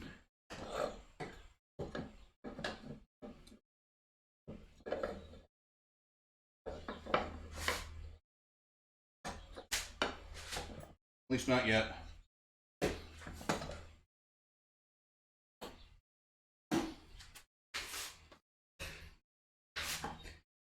Okay.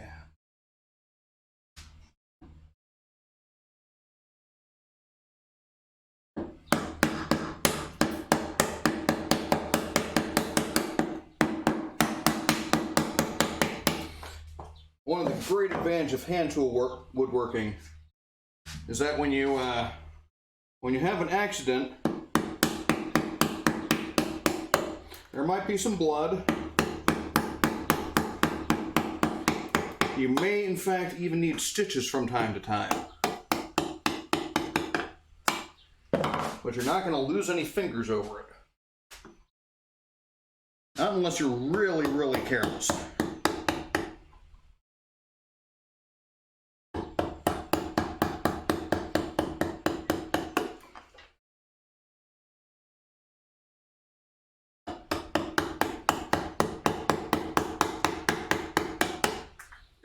One of my favorite videos of Paul Sellers, he is doing a dovetail demonstration at some kind of woodworking show. And he's going through the process, he's doing hand-cut dovetails, and he's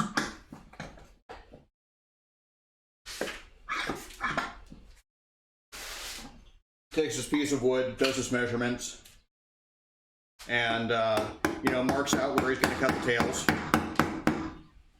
And it's like, and right now, you're having to kick the kids out of the shop. Then he cuts his dovetails, then he cuts the pins, and he says, right now you're still looking for your router bits and setting up your jig. And he finishes it, and get a perfectly joined dovetail just by really eyeball. Doesn't have to fit it or anything like that because he's got skill. He makes a comment, says, like, I've been woodworking for 50 years and I still have all my fingers.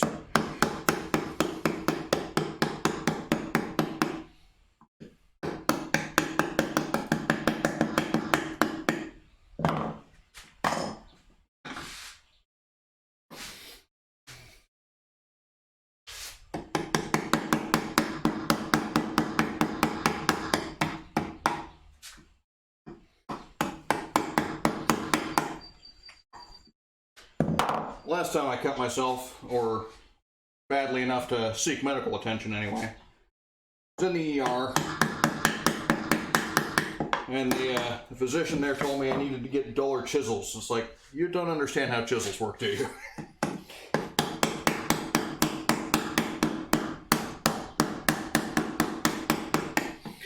For anyone who's not familiar, a sharp tool is a safer tool. If your tool is dull, you're going to have to push on it harder, which means it's more likely to slip. And the more likely it is to slip, the more likely you are to cut yourself with it. So do be careful with these things. Seek qualified instructions, which, to be quite honest, I'm not. I've only been doing this for a couple of years. And only then in my spare time. It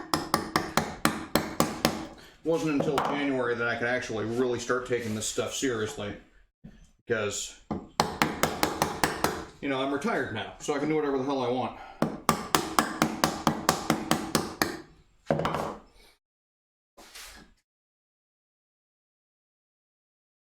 You know, it's like 9 o'clock in the morning. I think I'm going to go for a jog.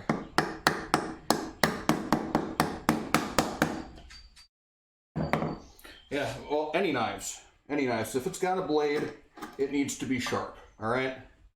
There's just, there's no other way about it. It's not sharp, it's not useful, and it's, if you try and use it useful, you're going to hurt yourself. And you might be able to get away with it for a while, but it will eventually bite you. And I'll tell you one thing too. When you cut yourself with a sharp blade, you don't do nearly as much damage because it's a much cleaner cut. Whereas if you cut yourself with a dull blade, it doesn't so much slice as it does rip.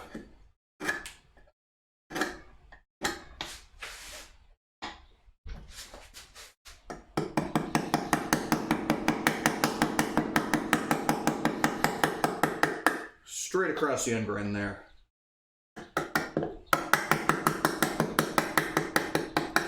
So, like what I'm doing right here, I'm going right across end grain, right? This is, I would say, nigh impossible with a dull chisel.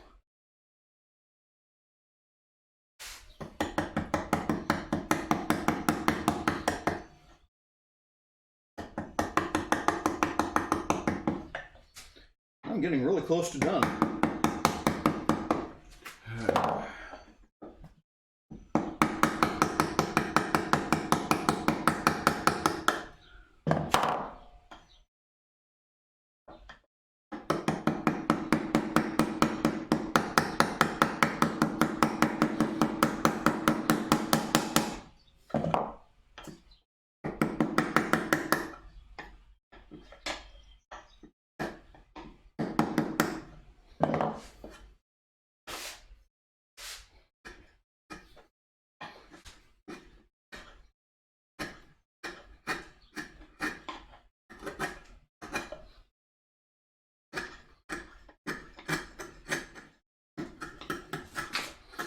Unfortunately, I don't really have an inside curve that I can sand this against. So I'll have to think of something to make this finally smooth.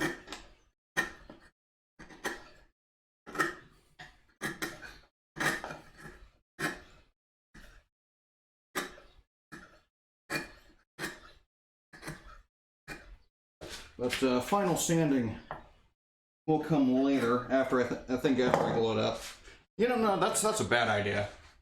I should probably sand this before glue up. Okay.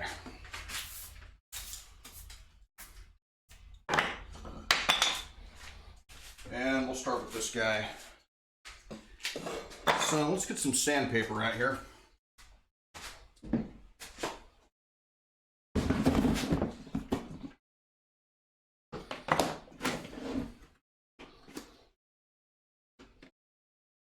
Have any? The appropriate grit. 150. Will you be my friend?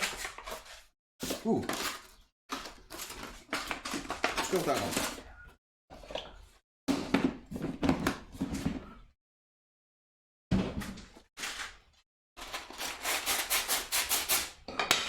Let's do this. Okay. I think I've got a knife around here somewhere that I don't care about.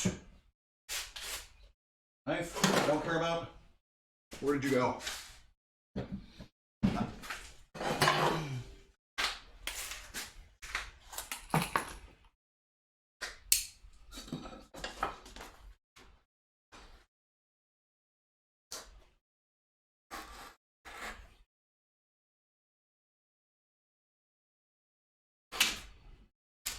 Don't do this with a knife you do care about because you will dull the knife.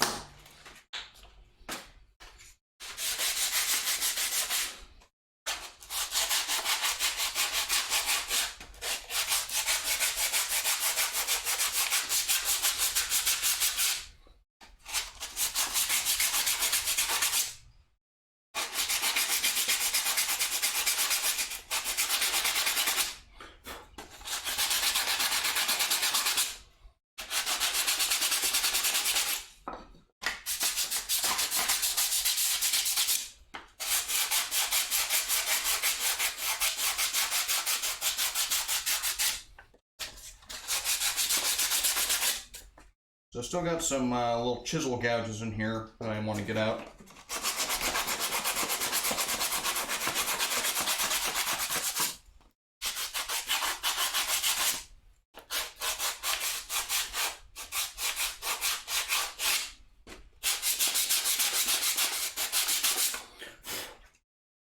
doesn't seem to want to cooperate with me though.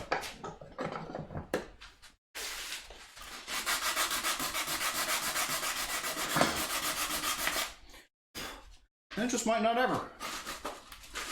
And we may have to learn to be okay with that. Hey, that's an idea. Let's try that.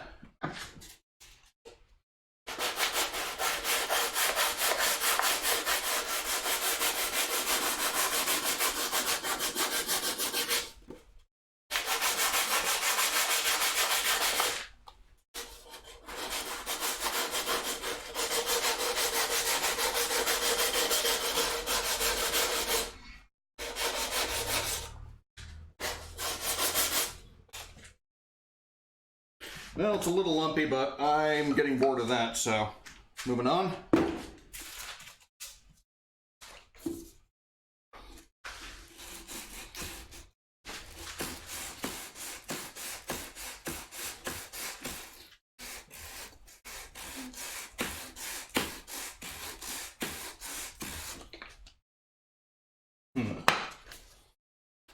That's not working as well as I'd hoped. Let's see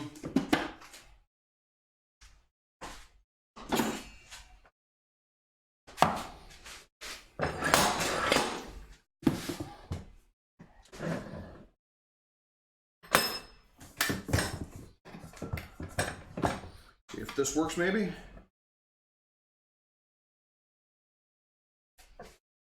Right.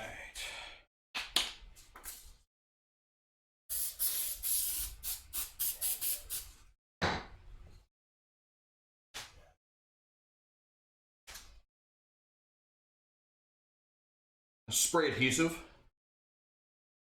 Oh, that's fairly quick. I approve of that.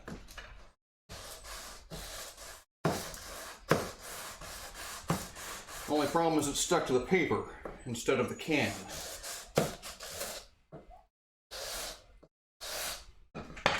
It's also on my hands.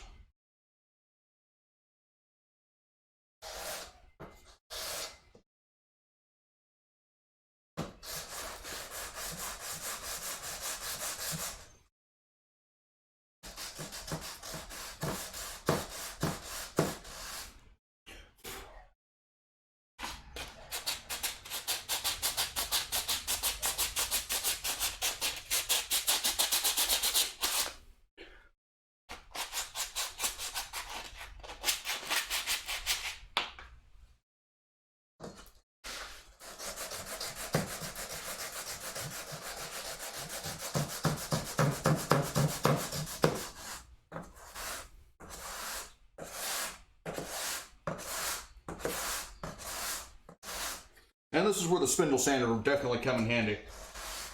Make quick work of this.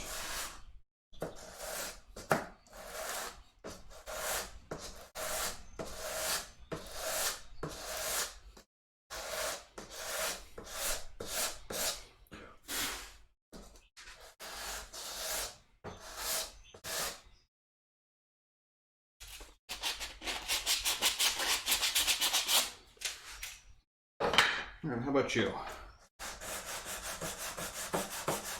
I'm just going to have to accept the fact that there's going to be some chisel marks in here. So it would take way too long to get everything out.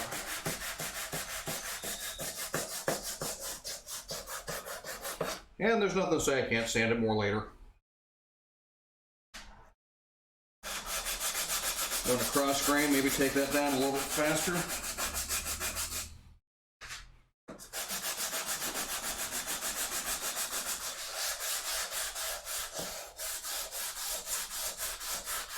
Or maybe I should have started with a coarser grain, maybe like a 80 grit or something like that, 100 grit.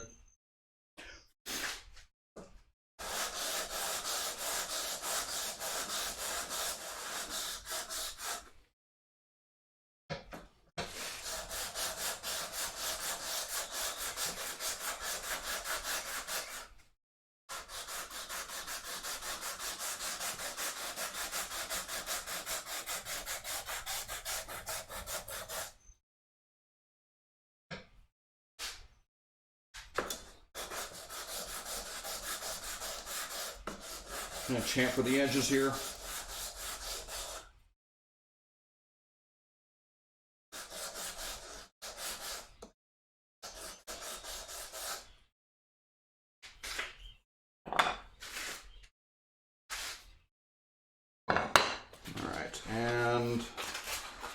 your turn.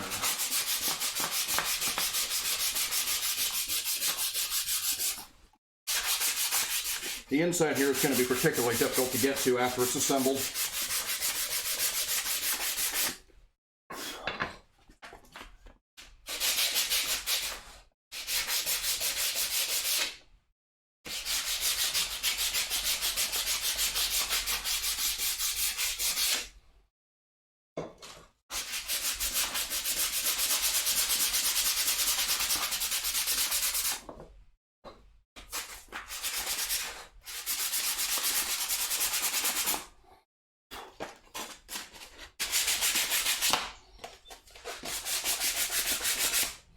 Not too worried about this. This is going to be the base. I think I'm going to have to put some kind of gripping material.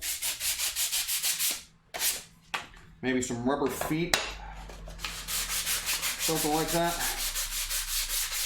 Beast from the southeast. Hello. How are you doing on this fine day?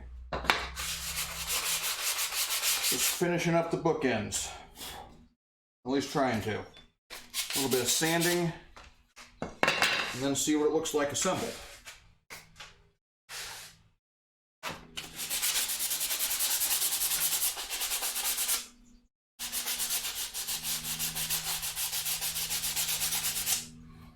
We are doing fantastic. Every day in the wood shop is a great day.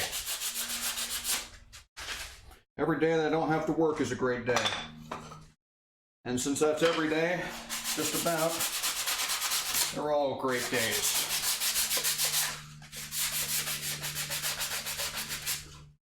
Retirement is a wonderful, wonderful thing. I highly recommend it.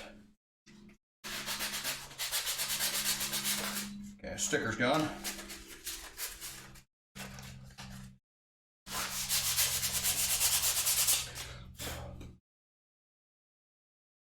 Okay, you guys ready for glue up?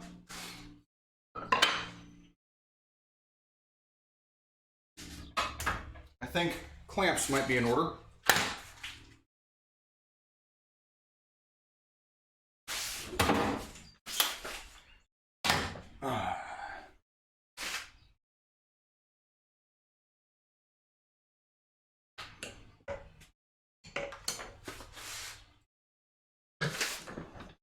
This is kind of in the way, set it aside for now.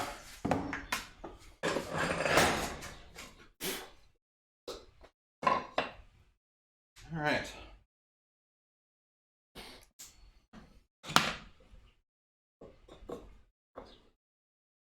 Oh, drat.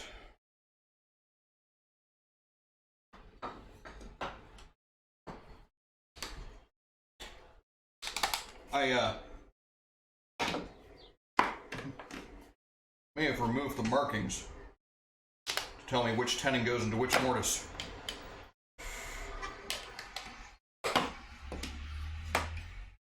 They should theoretically be identical, but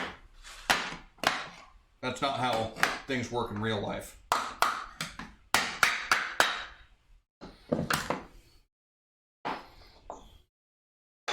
Okay, so glue on this tenon first.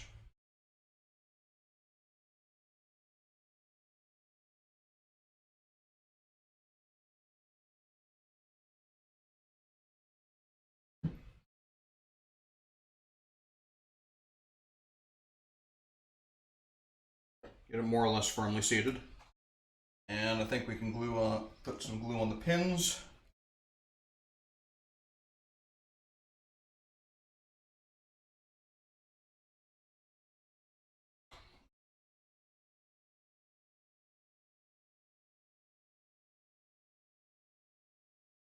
Should probably be a little bit more judicious about my use of glue, but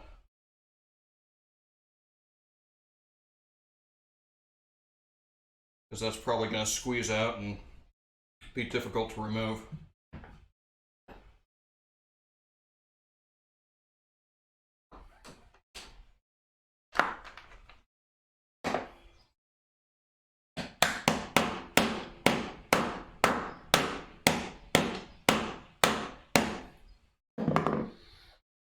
Right.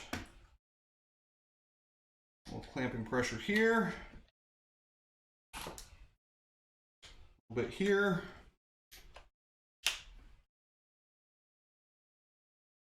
And for good measure, see if this actually works like I think it might. Nope, it's not long enough. Bigger clamp.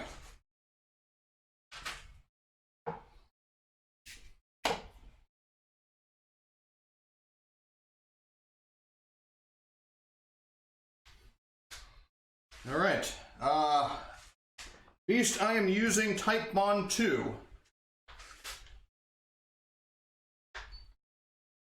So let's just setting this aside for time being to glue up. Now we can start sanding the other one. So Type Bond 2, the blue stuff. I like this.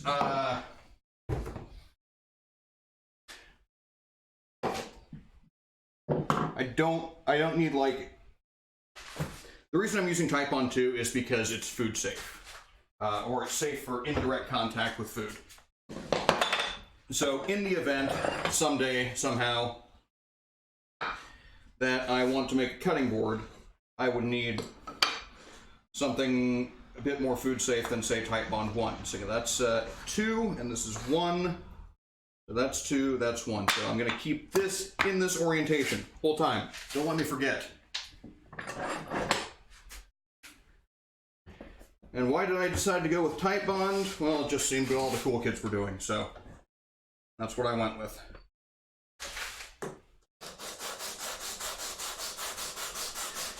And back to sanding.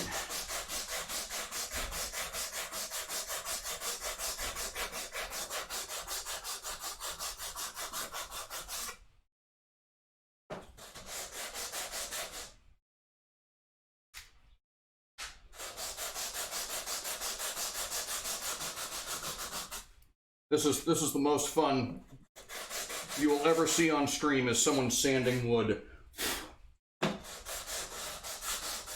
I know, it's tedious, folks, but it's got to be done.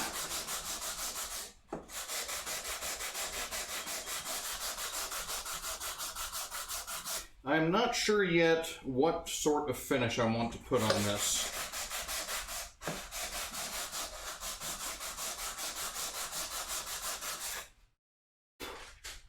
Normally, I do like an oil finish, like linseed oil or Danish oil.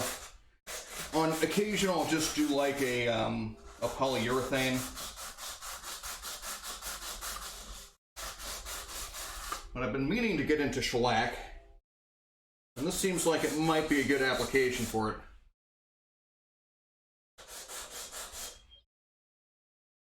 My glue will be okay for wood turning. To glue different sections of wood to...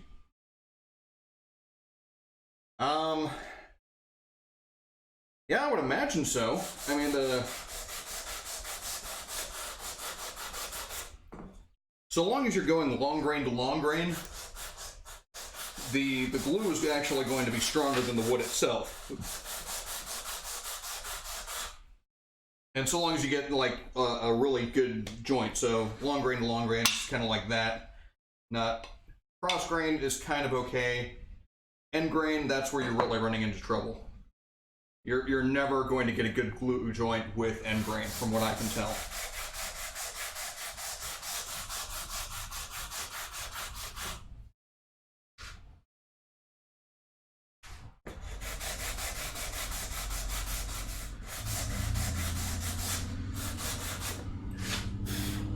So if you're going to do stuff like that, there's always epoxy. I mean, epoxy's like magical and stuff. Literal unicorns will appear when you use epoxy. Which is not a good thing, because unicorns are dangerous. They have pokey things on their heads. And they commune with all the woodland animals. Especially badgers.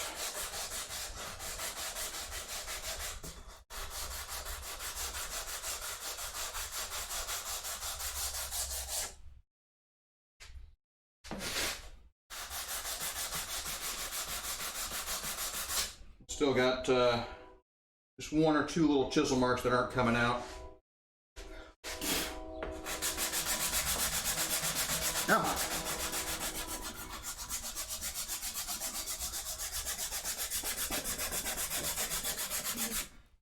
Starting to think I should start my streams at noon because that's when everybody shows up anyway. Or maybe start at 1. Starting them at 11, no one's ever here.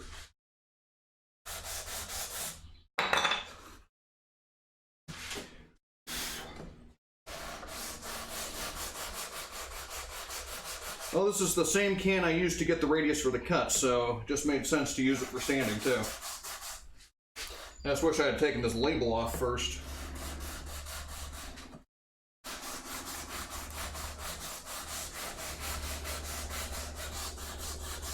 I don't know what's going on in Alabama, but everybody paints their houses these god-awful colors. My kitchen was a burnt orange. My living room was 2 different shades of green.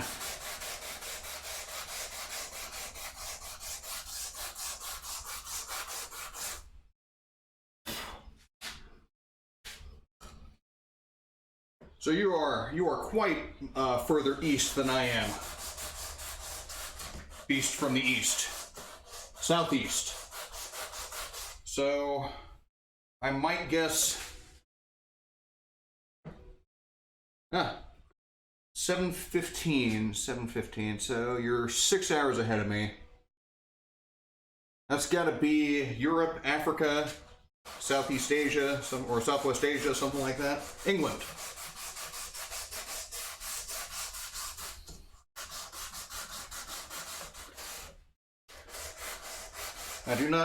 I'm not familiar enough with European geography to tell you what's in the southeast of England, other than the English Channel. And fewer Vikings than the northeast of England.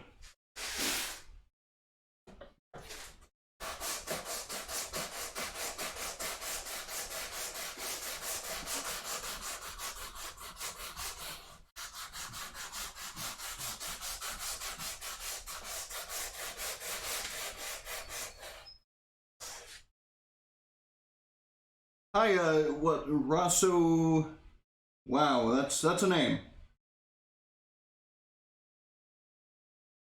Rosso Mac Wishnodi. Shondi. Shodney. That's a mouthful. I'm gonna call you Rosso for now, if that works.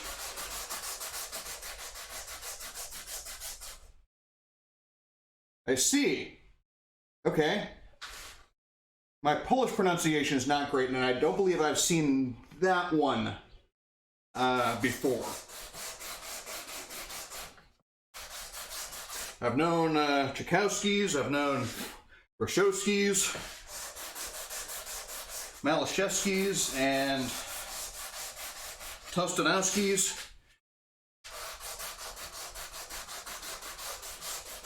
A lot of skis.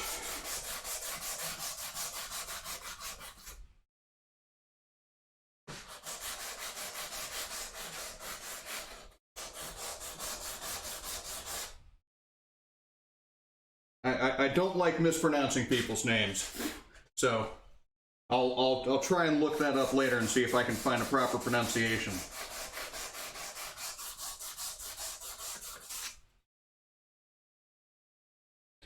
And I got a big ding in there right there, so we'll call it character and just kind of smooth it relative to the surrounding wood.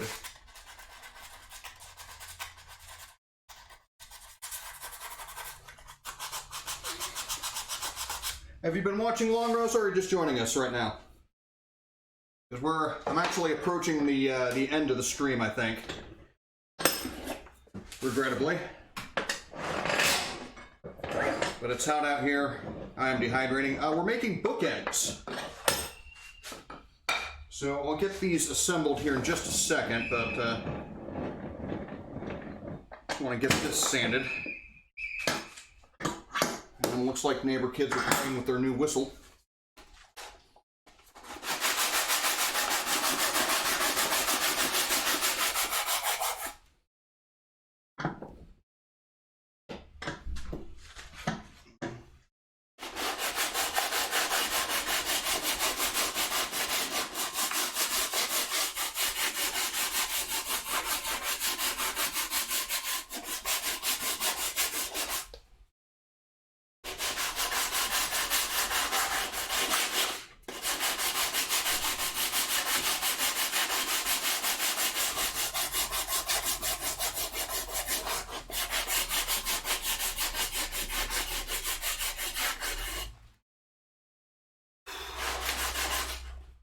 So this project, if you're just joining us, is mostly experimentation. Well, thank you for the follow, Rosa, whose name I will learn to pronounce better later. But yeah, experimenting first with angled tenons, and then with string inlays. So I got a basswood inlay here, which is barely noticeable because I made the mistake of inlaying basswood to red oak, and it does not contrast.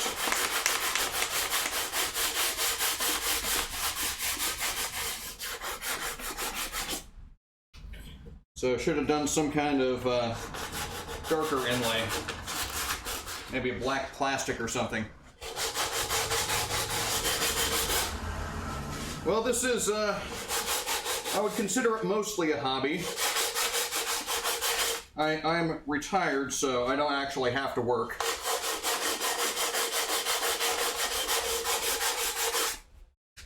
Spent 20 years in the Army, and they gave me a pension for it.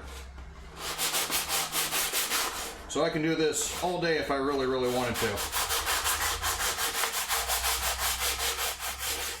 But unfortunately, I'm not the only one who has to use the internet. All right. Sand down the inside here. Clean that up.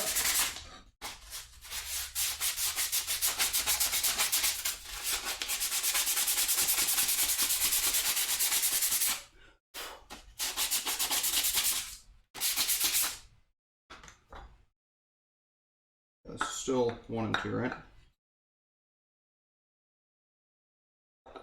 I changed these around. Specifically meant to not mix up these tenons.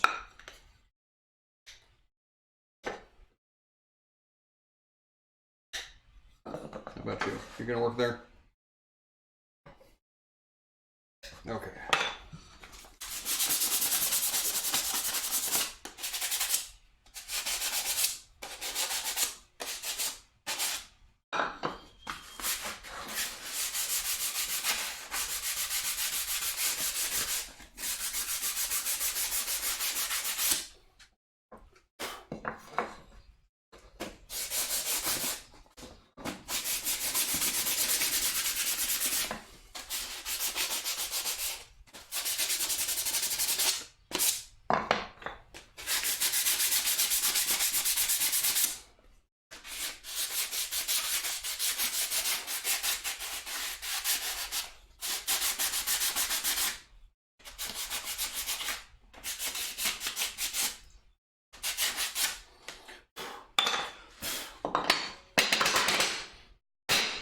Okay. And we want to do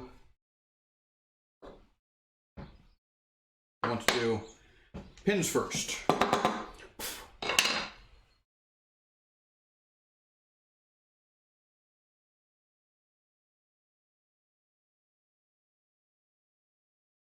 We'll glue on the tenon cheeks. A little bit on the shoulders, won't hurt nothing.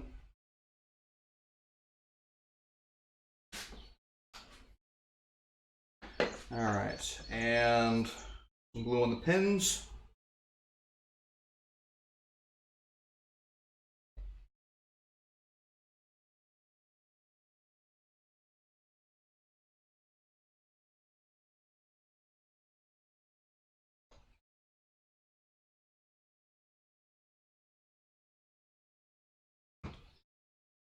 and glue on this tenon.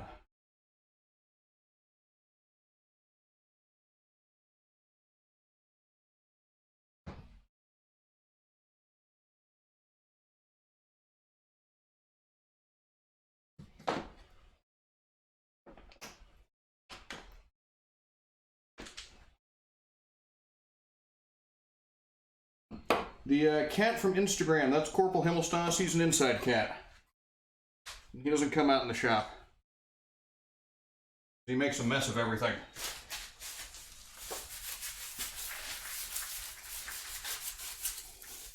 Clean up the glue a little bit. There's the bookend.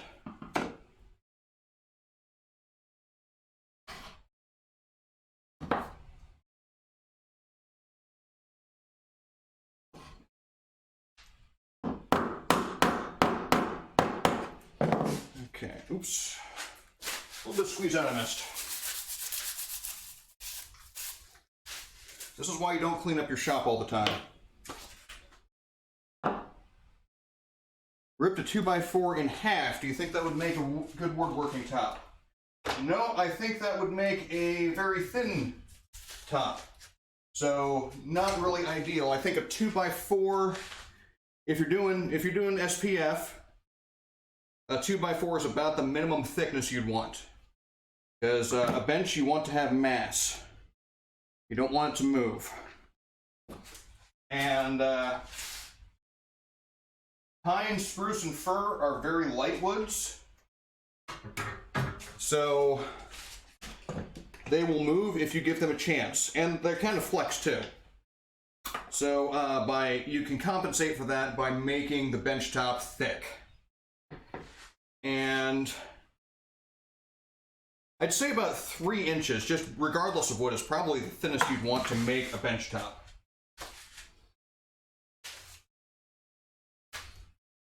And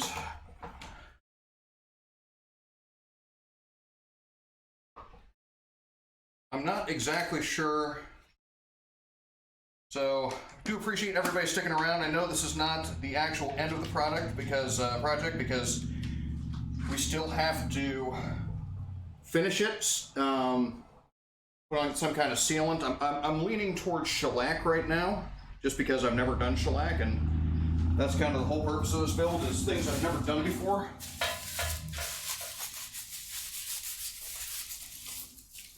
And as we can see, this is not the best of tenons. We've got gaps in there, so I probably could have done a better job than that. But I may save that for a stream next week, but I'm not sure, because I also, I'm thinking of building a shed. So, unfortunately, I have to share the garage with everything else. So there's my storm shelter and there's my lawnmower. I've got about an acre lot here, so ride-on lawnmower is kind of a necessity. But I think, glue cap. Don't forget to put your glue caps back on. Your glue will not work if it's dried. So, that's going to be it for this stream. Do follow me on all the internets, the Instagram and the Twitters particularly. YouTube, that's another great place to find stuff that I do in more long form. Of course, I try and post everything here first on Twitch. Do appreciate everybody joining me. Rosso, thanks for the follow. And yeah, that's going to be it for me. Let's see if I can figure out if anybody has any recommendations on where I should toss you guys next. I am certainly open to suggestions.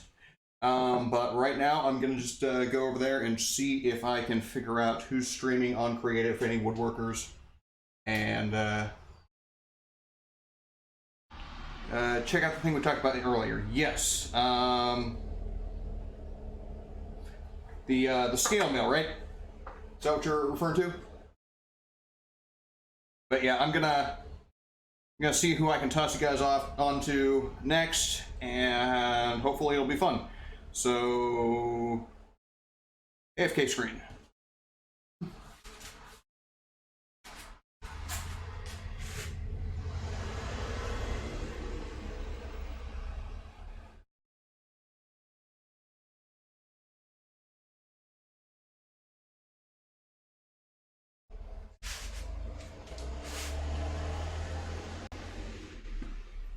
side, we've got the multiple ninja target coming out here to try and deny all this AD damage as Item